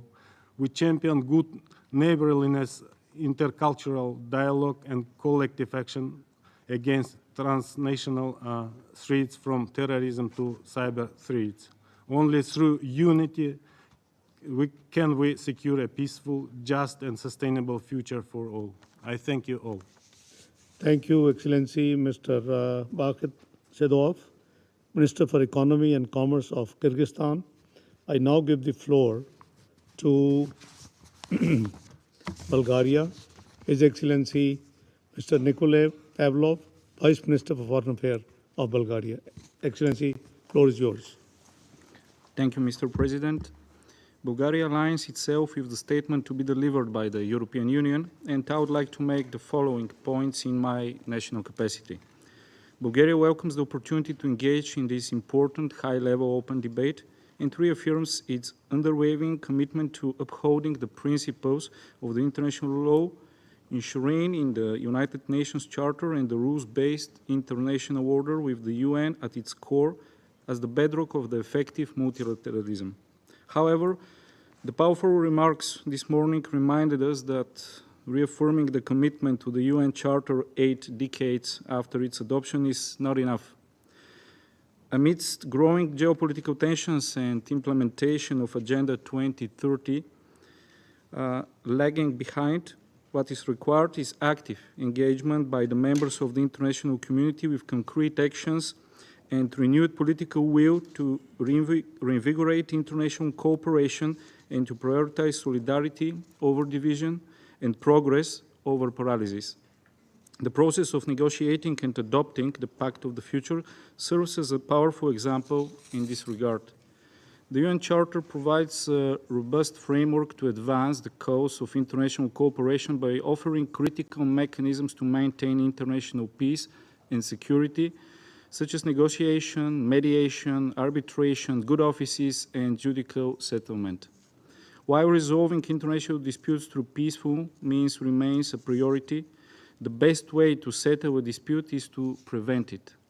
In this vein, Bulgaria supports strengthening the connection between early warning systems preventive diplomacy, development cooperation, and peace-building initiatives to address potential conflicts before they emerge or escalate.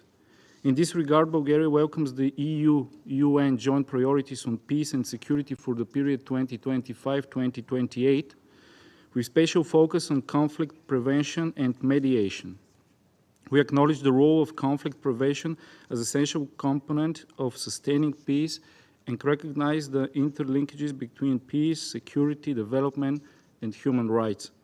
At the same time, we emphasize the need to ensure respect for human rights and international law, including international law of the sea, to fight terrorism and ensure women's participation in peace processes.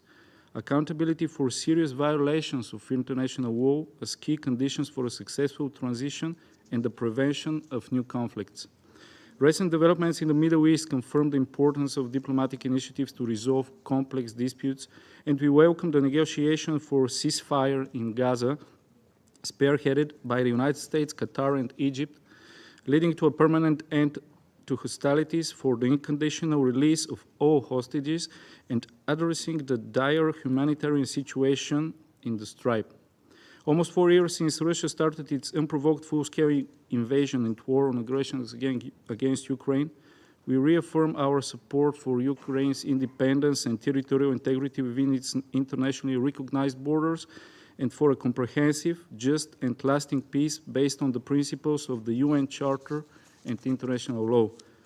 Lasting peace emerges not through imposed solution, but when parties to the conflict and stakeholders pursue agreement through modalities they deem most appropriate. This principle is enshrined in the UN Charter, which rightly emphasizes the paramount importance for achieving sustainable peace. Turning now to the special responsibility that this Council holds for the maintenance of international peace and security, it is worth recalling that Article 24 of the Charter clearly spells out the way the Council should act promptly, effectively, in accordance with the purposes and principles of the United Nations, and on behalf of the United Nations member states who have vested the Council with power. Each veto or threat to use it brings mounting human suffering and serves as a call to the General Assembly to step in and not shy away from exercising its functions and powers under the UN Charter. With this in mind, Bulgaria has joined the core group of the so-called veto initiative led by Liechtenstein, welcomes the Digital Handbook Assembly for Peace, and it's of the view that the General Assembly should consistently demand the Security Council to apply the UN Charter in its entirety, including the provision to abstain from veto in Article 27.3. In closing, Bulgaria believes that the principle of the peaceful settlement of disputes forms the core of the inclusive, accountable, and effective multilateral system, one that delivers peace, democracy, and sustainable prosperity for all. It cultivates genuine partnerships, mutual respect, fosters common understanding of risks, challenges, and opportunities, upholds the established rules and principles, and brings solutions to pressing global problems. I thank you. Thank you, Excellency. Mr. Nikolai Pavlov, Vice Minister for Foreign Affairs of Bulgaria. Now I give the floor to Excellency, the Deputy Minister for Foreign Affairs of Portugal.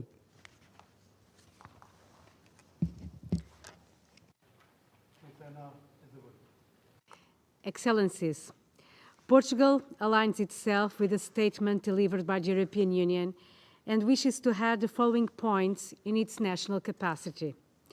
We meet today as the world faces converging crises, geopolitical fragmentation, rising conflict, and erosion of trust in institutions. This context makes the peaceful settlement of disputes not only a legal imperative, but a political and moral one. Multilateralism, with the UN at its core, must be strengthened and adapted to a more complex and polarized global landscape. As we navigate UN 80, this means a UN system that is coherent, anticipatory, and inclusive. Portugal believes that the Council's effectiveness must be matched by stronger upstream capacities across the UN system, from special political missions and the Secretary-General's good offices to resident coordinators and peace and development advisors. These actors must be empowered, resourced, and better connected to regional and local peacemaking efforts. We also reaffirm our commitment to mediation and preventing diplomacy, long-standing pillars of Portugal's foreign policy. As a recent member of the Group of Friends of Mediation, we support peer learning across regions and inclusive, locally rooted approaches. Trust and access are critical in today's mediation efforts, and these must be fostered through transparency, listening, and proximity to affected communities. We have also engaged within the community of Portuguese-speaking countries, CPLP, to promote political dialogue and cooperation among member states. Besides, we particularly highlight the role of women and youth in peace processes. Portugal is a strong supporter of the Common Pledge for Women's Participation and remains committed to advancing Resolution 1325 as it marks this year its 25th anniversary. We are equally supportive of efforts to expand mediator networks in the UN and strengthen regional capacities. Excellencies, diplomacy is essential but not sufficient. Peaceful dispute resolution also rests on the early detection of risks, sustained political commitment, and the legitimacy born of trust and inclusion. It requires defending the role of international law, especially the International Court of Justice, but also ensuring that a party to a dispute abstains from voting, in line with Article 27(3) of the UN Charter. And it requires that we match ambition with implementation, including through the Pact for the Future, whose Action 16 offers a blueprint to reinforce the UN's role in mediation and trust building. Portugal will continue to act as a bridge builder through our development cooperation efforts, our engagement with regional organizations, and our promotion of prevention and good offices, including, if elected to the Security Council next year for the mandate 2027-2028. We stand ready to work with all partner member states, regional organizations, and civil society to make peaceful settlements not the exception, but the norm.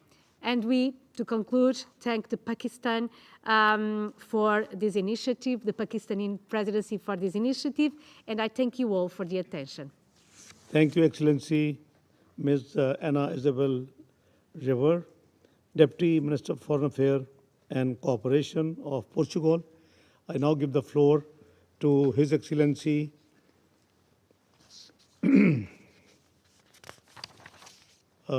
His Excellency Mr. Kazim Gharib Abadi, Deputy Foreign Minister for Legal and International Affairs of Islamic Republic of Iran. Excellency of the floor.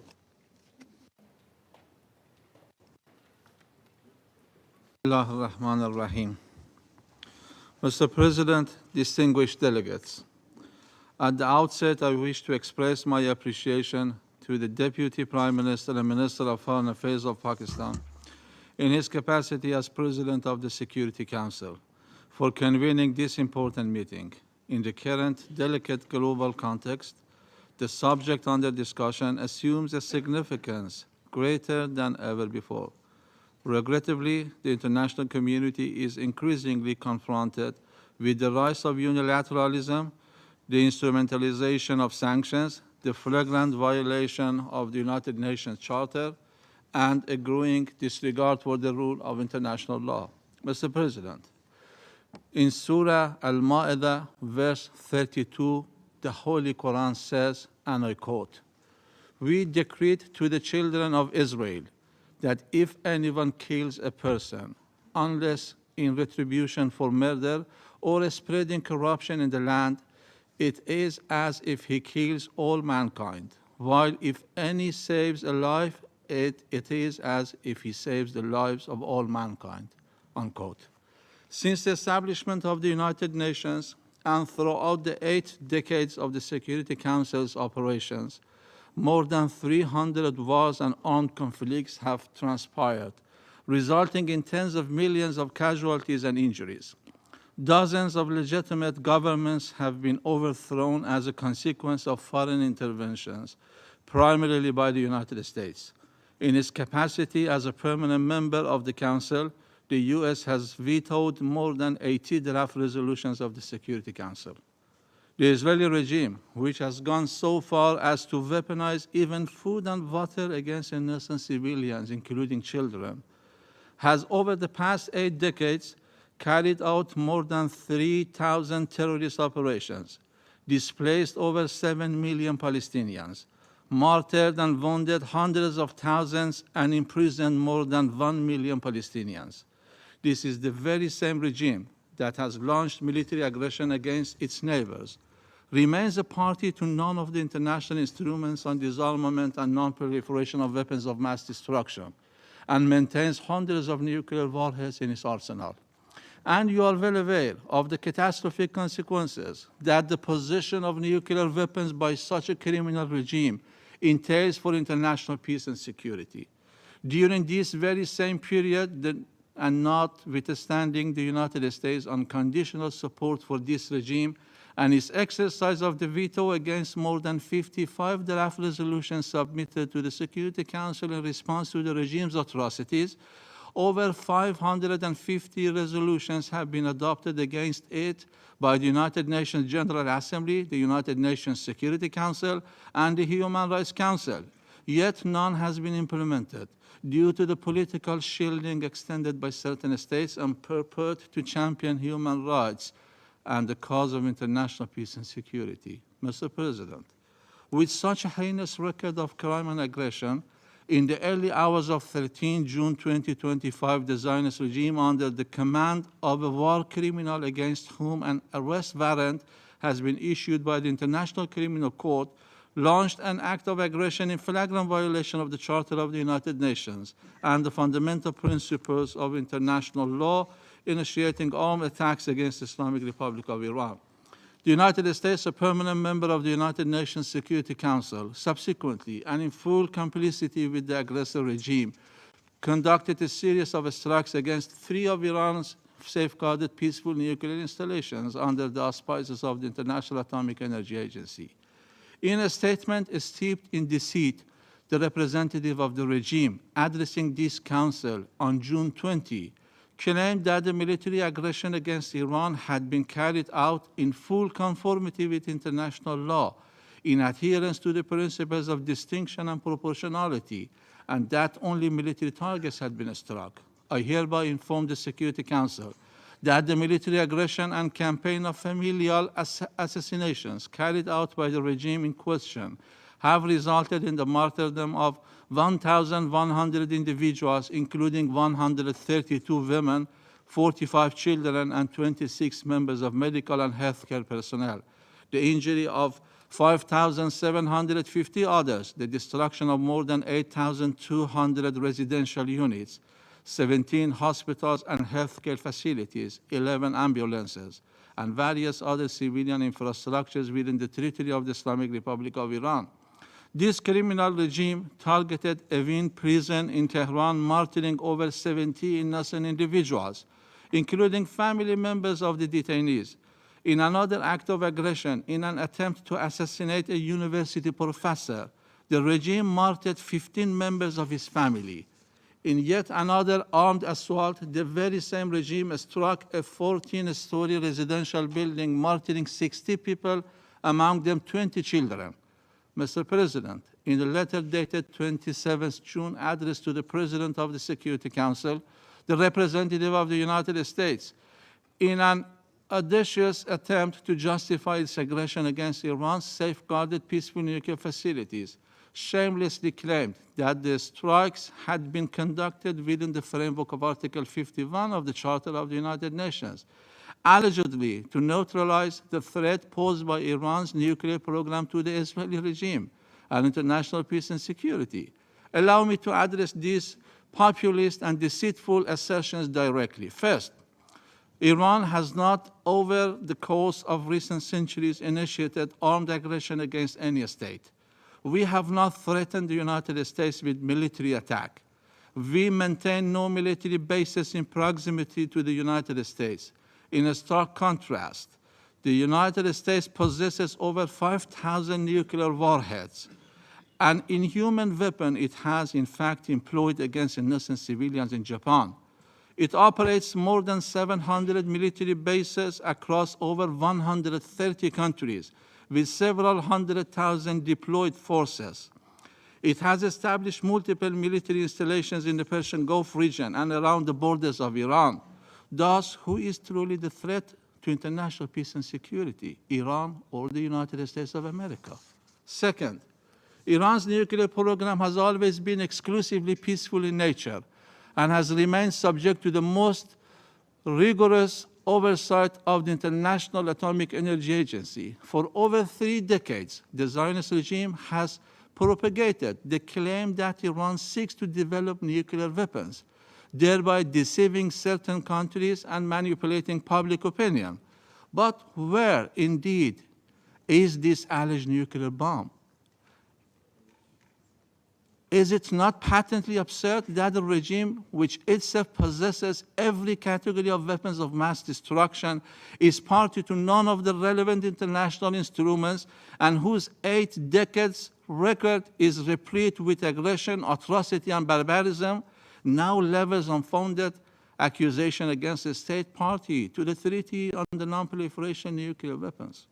Third, the invocation of the right of self-defense under Article 51 of the Charter of the United Nations is legally valid only where an armed attack has occurred. In the absence of such an attack, any resort to force constitutes an act of aggression. Neither the United States nor the Zionist regime of Israel had been subjected to armed attack by the Islamic Republic of Iran. Distinguished delegates, while the majority of nations condemn the aggression perpetrated by the Zionist regime and the United States against my country, it is deeply regrettable that 3 European states, the Security Council, the Board of Governors of the IAEA, and its Director General adopted a partisan stance and failed to fulfill their respective responsibilities.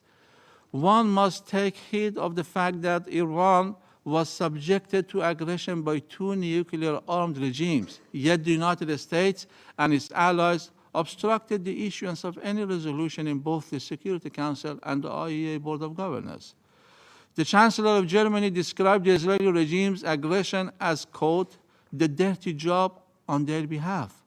The French Minister of Defense openly admitted to military participation in support of the regime. The British Prime Minister, in politically motivated remarks, sought to legitimize the attacks by portraying Iran's peaceful nuclear program as a threat. The IAEA Director General, rather than condemning these assaults, still remains preoccupied with seeking inspections of the targeted facilities, ostensibly to assess the extent of the damage inflicted upon Iran's nuclear installation through the attacks.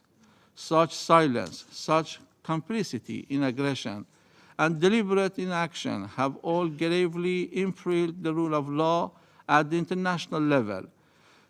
Is this the multilateralism and maintenance of international peace and security that this Council claims to uphold? Is this the justice that the Charter promised to humanity? If the Security Council is incapacitated in the performance of its duties, then what institution remains to safeguard international peace and security? An attack on safeguarded nuclear facilities constitutes a grave crime. What message does the failure of the Board of Governors and the Security Council to issue a resolution of condemnation and the refusal of the Director General of the IAEA and certain permanent members of the Security Council to denounce the attacks sent to the member states of the agency? Why have these states and institutions remained silent in the face of the Zionist regime's refusal to adhere to the Non-Proliferation Treaty and its continued development of nuclear weapons program? Does this silence not convey to countries such as Iran the troubling message that should they remain outside the Non-Proliferation Treaty, they wouldn't only bear no obligations, but would in fact be rewarded and enjoy complete impunity? Under international law, the commission of an internationally wrongful act entails international responsibility, and the responsible party is under an obligation to make full operation and to offer assurances and guarantees of non-repetition. Alongside the legitimate and resolute defense of its people and territory, the Islamic Republic of Iran will pursue all of its rights to the realization of justice through diplomatic, legal, and judicial avenues available under international law, including recourse to international courts and tribunals. States are prohibited from recognizing situations resulting from violations of peremptory norms of international law. Failure to observe this prohibition gives rise to their international responsibility. The acts of aggression by the Israeli regime and the United States against Iran constitute a violation of the Geo-News norm prohibiting aggression. Third states are under an obligation not to recognize such act as lawful, nor to extend any assistance or support for the maintenance of such an unlawful situation. Mr. President, a nuclear-armed state party to the NPT, together with a nuclear-armed regime outside the framework of the NPT, has launched a military attack against the nuclear facilities of a state party to the NPT, facilities that were fully subject to the safeguard regimes of the International Atomic Energy Agency. Now, 3 European states, 2 of which are permanent members of the UN Security Council, and have themselves violated the provisions of the very Council's Resolution 2231, have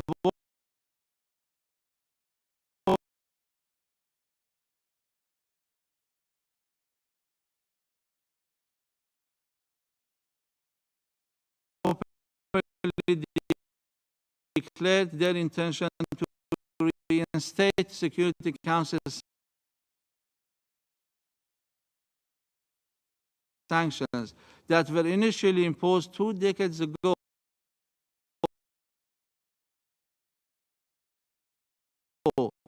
in connection with the very same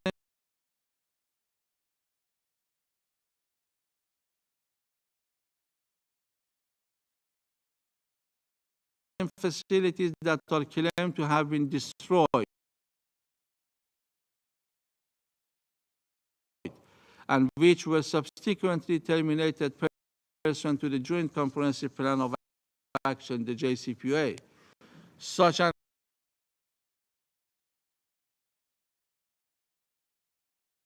extraordinary level of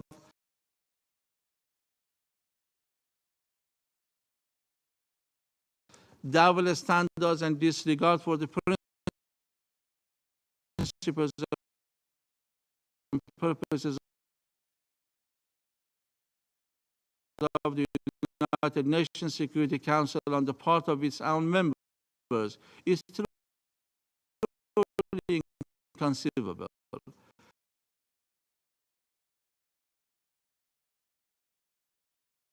The 3 European states lack legal standing, and giving their failure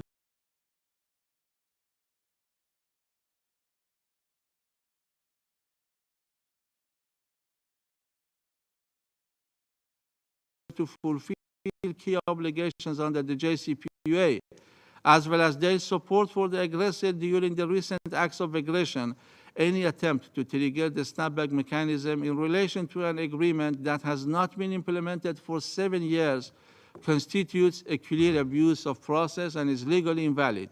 Such an attempt must be unequivocally rejected. Mr. President, we firmly believe that peace is not achieved through bombs and coercion, but through respect for rights, justice, and diplomacy. The normalization of aggression must be unequivocally rejected.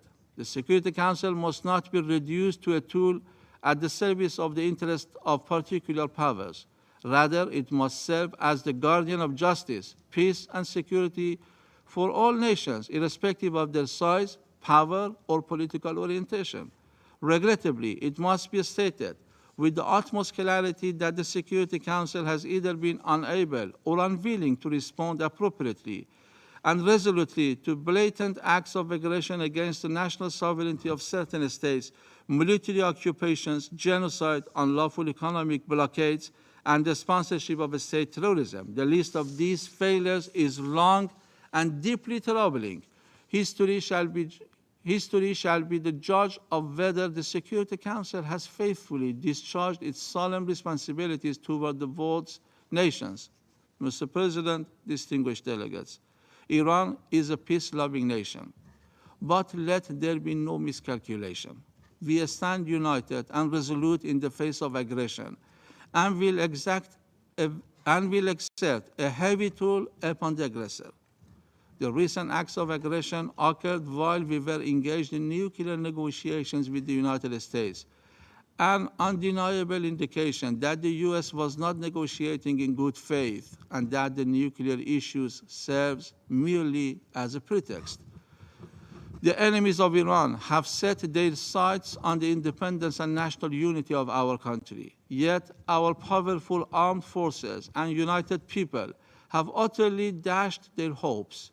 Iran stands proud and steadfast. We did not seek war, but we shall defend our people and homeland with the ferocity of a lion. The aggressors must know that their conspiracies shall fail, and it is Iran that shall endure. Thank you for your attention. Thank you, Excellency, Mr. Kazim Gharib Awadi, Deputy Foreign Minister for Legal and International Affairs of Islamic Republic of Iran. I'll now give the floor to His Excellency, Mr. Peter Lonsky Tafenthal, Special Envoy for Global Affairs of the Chancellor of Austria. Excellency, you have the floor. Mr. President, Excellencies, ladies and gentlemen, we consider it a distinct privilege to address the Security Council and its members. We thank Pakistan for convening this timely debate at a time of multiplying crises and heightened geopolitical tensions. The Security Council has both a clear mandate and a moral responsibility to safeguard international peace and security by making full use of the tools provided by the UN Charter. First and foremost, the peaceful settlement of disputes. For Austria, a small and militarily neutral country, it is the cornerstone of our foreign policy.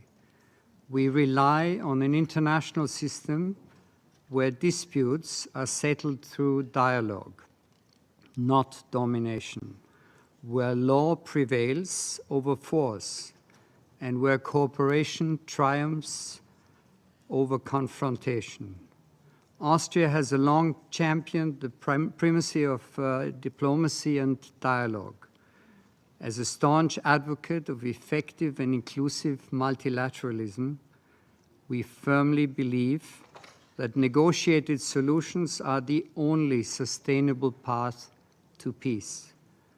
This conviction is reflected in our enduring support for mediation, conflict prevention, and the Secretary General's good offices.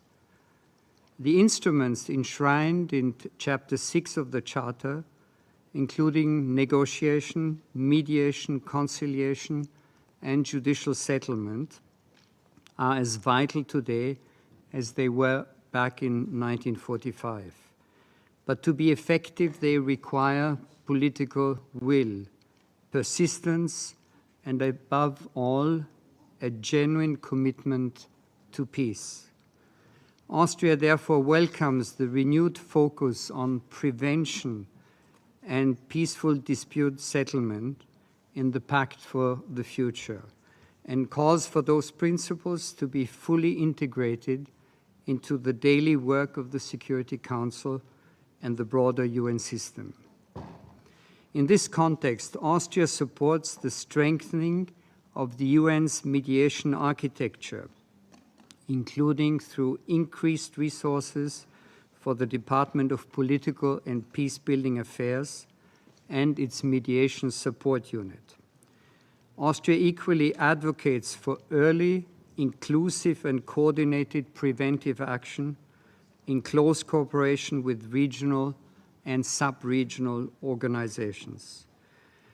We also emphasize universal respect for international law and the UN Charter as the foundation for a peaceful relation, regardless of the size.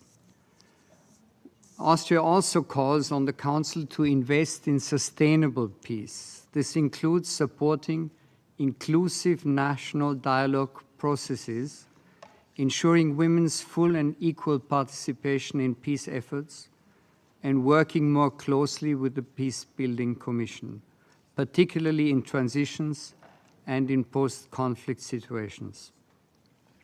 More regular horizon scanning briefings could help anticipate risks before they become emergencies. Mr. President, during the Summit of the Future, our leaders have recommitted themselves to the UN Charter and to the multilateral cooperation. The Pact for the Future reminds us that peace does not begin in a council chamber. It begins with the will to resolve disputes through dialogue and compromise, and with the courage to uphold common rules even when they are inconvenient. The Security Council must be able to act in unity, in line with its mandate and in service of all the peoples. To this end, Austria also supports long overdue reform of the Council, including the correction of historical imbalances such as the underrepresentation of Africa. Mr. President, colleagues, peace requires leadership, it requires investment, and it requires trust. Austria remains fully committed as host country to the United Nations in Vienna, as a consistent supporter of mediation and prevention, and as a candidate for a non-permanent seat on the Security Council for the period 2027-2028. Thank you, Mr. President. Thank you, Excellency, Special Envoy for Global Affairs of the Chancellor of Austria. I would now give the floor to Excellency, the representative of Liechtenstein. You have the floor, Excellency. Mr. President, thank you for convening today's debate. Liechtenstein fully supports efforts in the Council to make better use of its powers and functions under Chapter 6.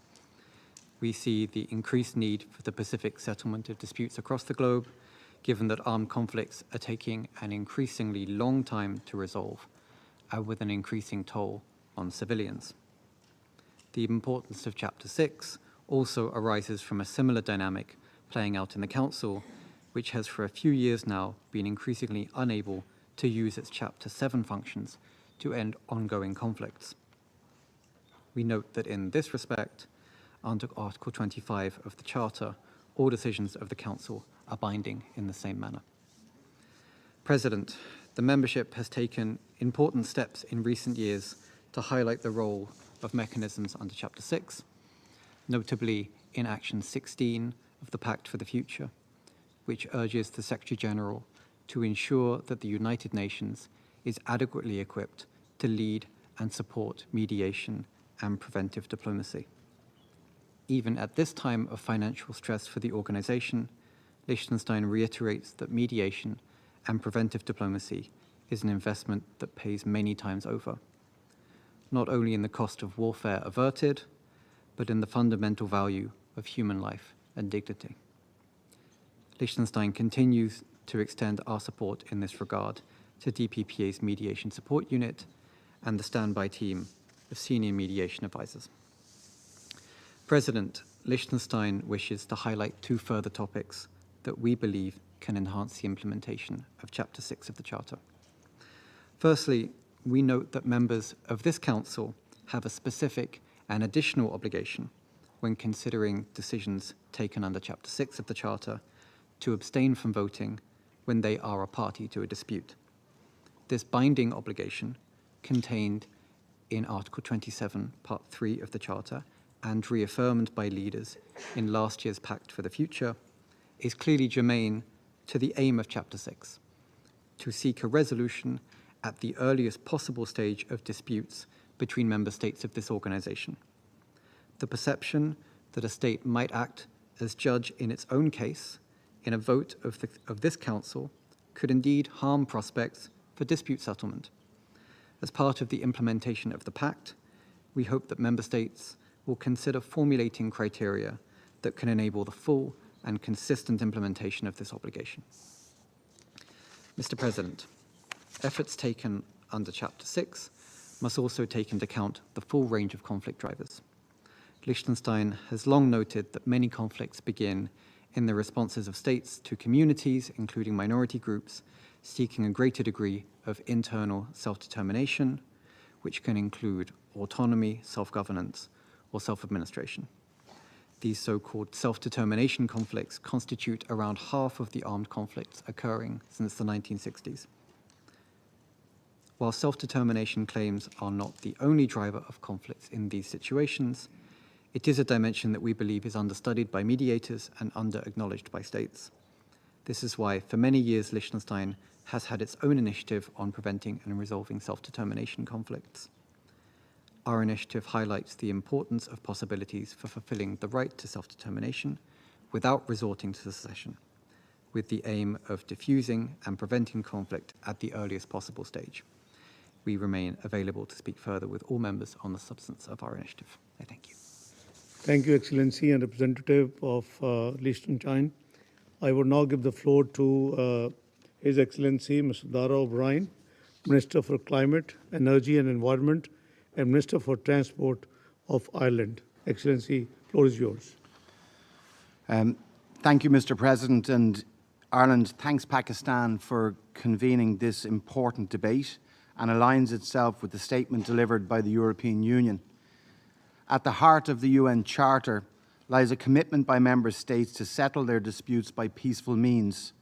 This is not merely an aspirational principle. It is a binding legal obligation under Article 2.3 of the Charter and forms a cornerstone of the rules-based international order.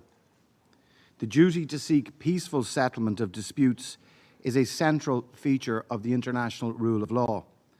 It must be upheld because rules developed through the negotiation and agreement are accepted as legitimate and they're based on consent.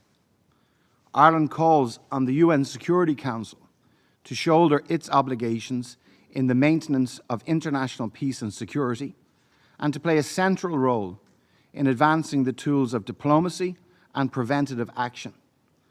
When used effectively, its Chapter 6 toolkit can de-escalate tensions before they spiral into violence. Ireland's engagement in and support of a rules-based international order premised on the peaceful settlement of disputes is illustrated by our active support for the institutions that safeguard it. We are therefore a strong supporter of the International Court of Justice. That court is strengthened when states accept its compulsory jurisdiction, as Ireland has done. Ireland is also firmly committed to the International Criminal Court and its role in seeking to ensure that those responsible for the most serious crimes of international concern cannot do so with impunity.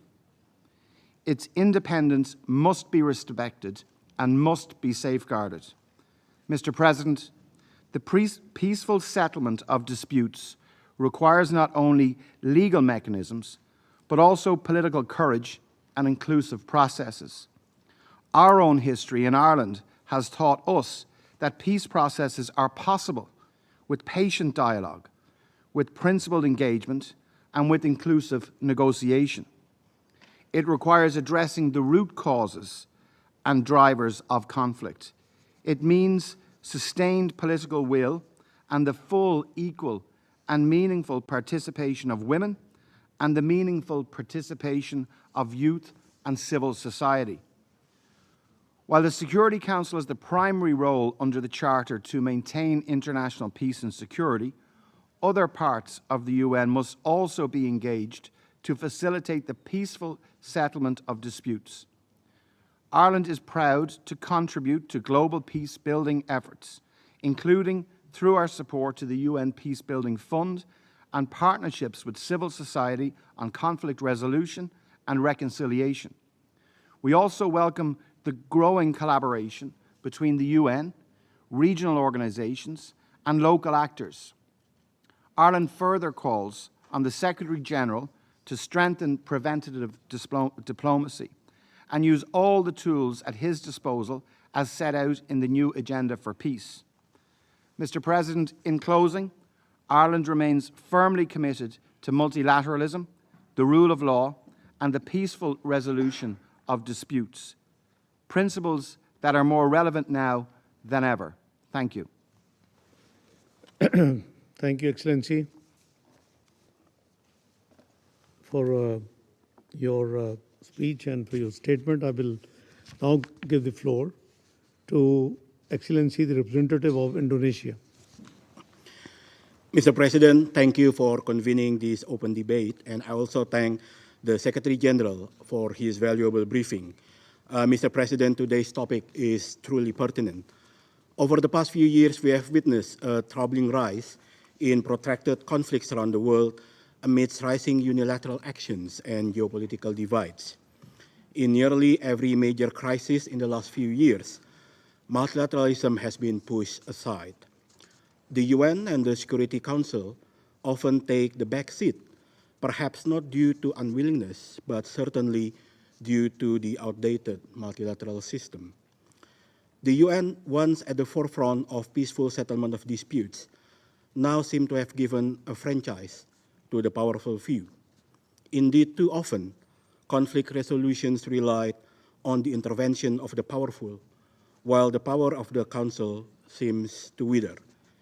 And while the strong are sometimes capable to settle disputes, the absence of multilateralism often makes the solution of rules, justice, and humanity in manners that render the Charter meaningless, an imposition rather than an enduring solution to disputes.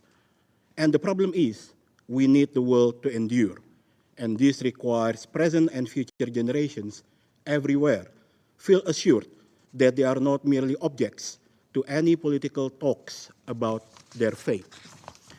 This requires the revival of multilateralism, a UN that is not only surviving, but adapting and reclaiming its authority as the cornerstone of global peace, a UN that can avoid the League of Nations moment. On this backdrop, allow me to share 3 points. First, UN reform has indeed become a necessity. We must use the UN's 80th anniversary as a momentum to restore the UN relevance.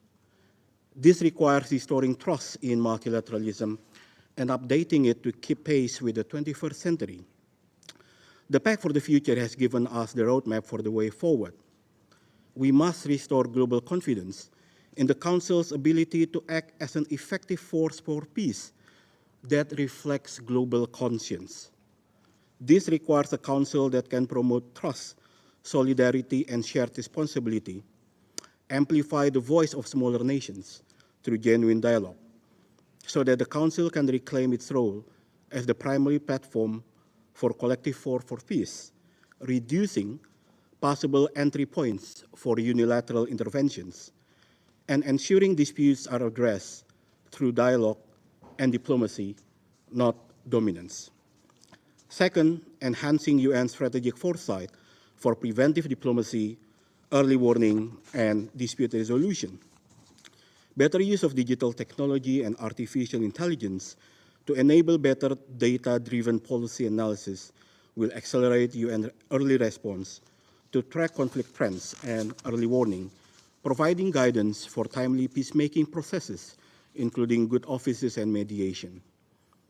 Moreover, the New York processes must better connect with those on the ground, including UN field missions, field offices, and regional organizations. And third, ensuring adequate support for UN peace processes.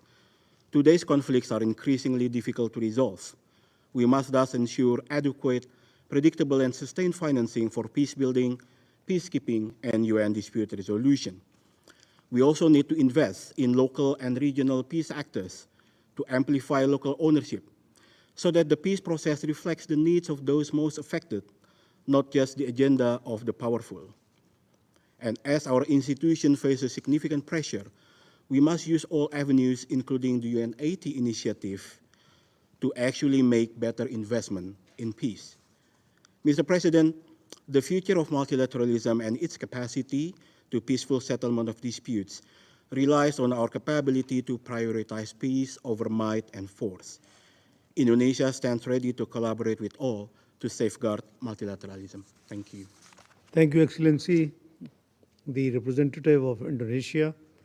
I now give the floor to Excellency, the representative of Kazakhstan. Floor is yours, Excellency. Thank you, Mr. President. Excellencies, distinguished delegates, let me begin by expressing our appreciation to Pakistan for convening this important open debate on an issue of fundamental importance for the maintenance of international peace and security. Kazakhstan firmly believes in the principles underpinning today's discussion, and we welcome the opportunity to contribute to this debate. The President of Kazakhstan has consistently reaffirmed my country's commitment to the principles and purposes of the United Nations Charter. In this year, marking the 80th anniversary of the organization, we once again emphasize that upholding the fundamental principles, including the renunciation of the threat or use of force, respect for territorial integrity, the peaceful settlement of disputes, and the genuine commitment to multilateralism and international law remains essential for safeguarding global stability. Kazakhstan firmly supports all efforts to promote the peaceful settlement of disputes in accordance with Article 33 of the UN Charter, including negotiations, mediation, conciliation, and engagement with regional organizations. We highlight the enduring relevance of the 1982 Manila Declaration on the Peaceful Settlement of International Disputes and the 1970 Declaration on Principles of International Law. Kazakhstan consistently advocates for strengthening the central role of the United Nations in maintaining international peace and security.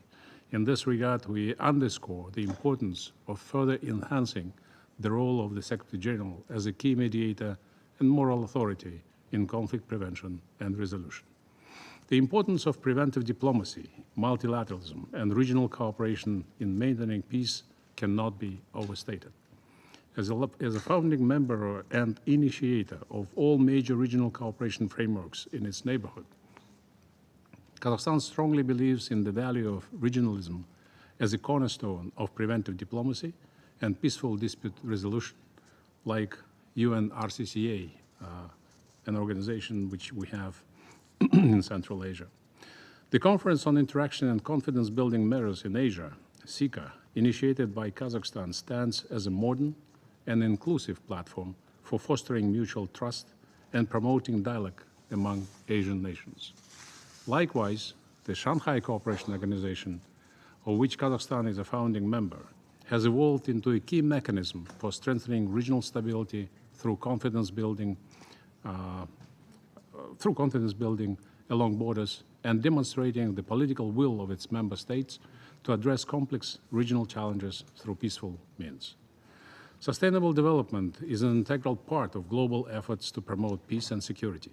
In this context, Kazakhstan attaches particular importance to the establishment of the UN Regional Center on SDGs for Central Asia and Afghanistan in Almaty, which is expected to contribute to advancing stability and steady progress towards a sustainable and peaceful future in our region.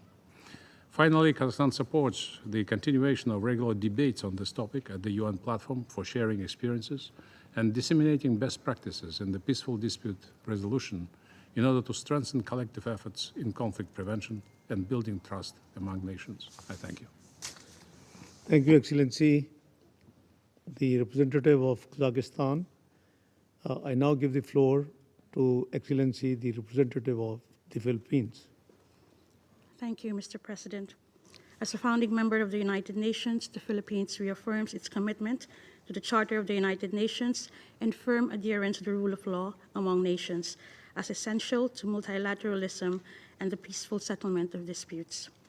Upholding the Charter means adherence to its fundamental principles, as well as active engagement with the UN processes, including through the Special Committee of the Charter of the United Nations. The Special Committee has contributed significantly to enhancing common understanding of the Charter. The Philippines highlights the 1982 Manila Declaration on the Peaceful Settlement of International Disputes as a milestone outcome for the Special Committee.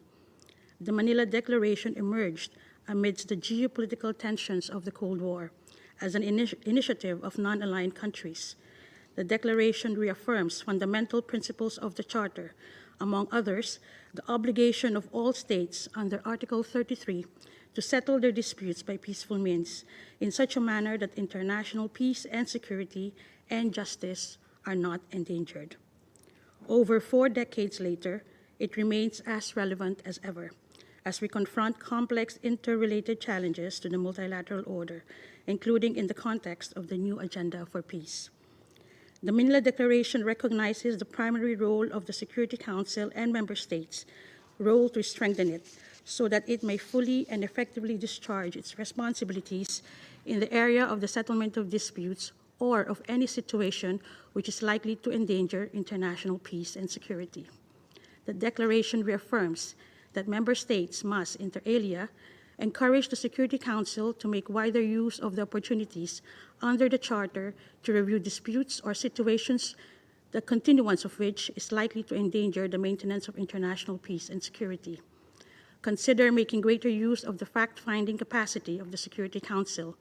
Encourage the Security Council to make wider use of the subsidiary organs, and encourage the Security Council to act without delay, particularly in cases where international disputes developed into armed conflicts, among others.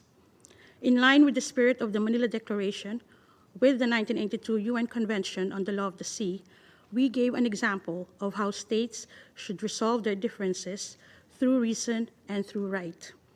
Resorting to peaceful settlement of disputes through arbitration and credible and competent international tribunals plays a key role in the interpretation of international norms and should not be seen as an unfriendly act among civilized nations. Mr. President, as a trusted partner, pathfinder, and peacemaker in the pursuit of peace, the Philippines is ready to work with all nations towards enhancing the observance of the principle of peaceful settlement of disputes in relation between states and contribute to the elimination of the danger of recourse to force or to the threat of force, to the promotion of a policy of cooperation and peace and of respect for the independence and sovereignty of all states, to enhancing the role of the United Nations in preventing conflicts and settling them peacefully, and consequently to the strengthening of international peace and security.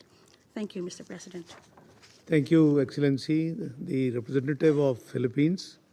Excellencies, there are still a number of speakers remaining on my list with this meeting. I intend, with the concurrence of the members of the Council, to suspend the meeting until 3 p.m. today. Thank you.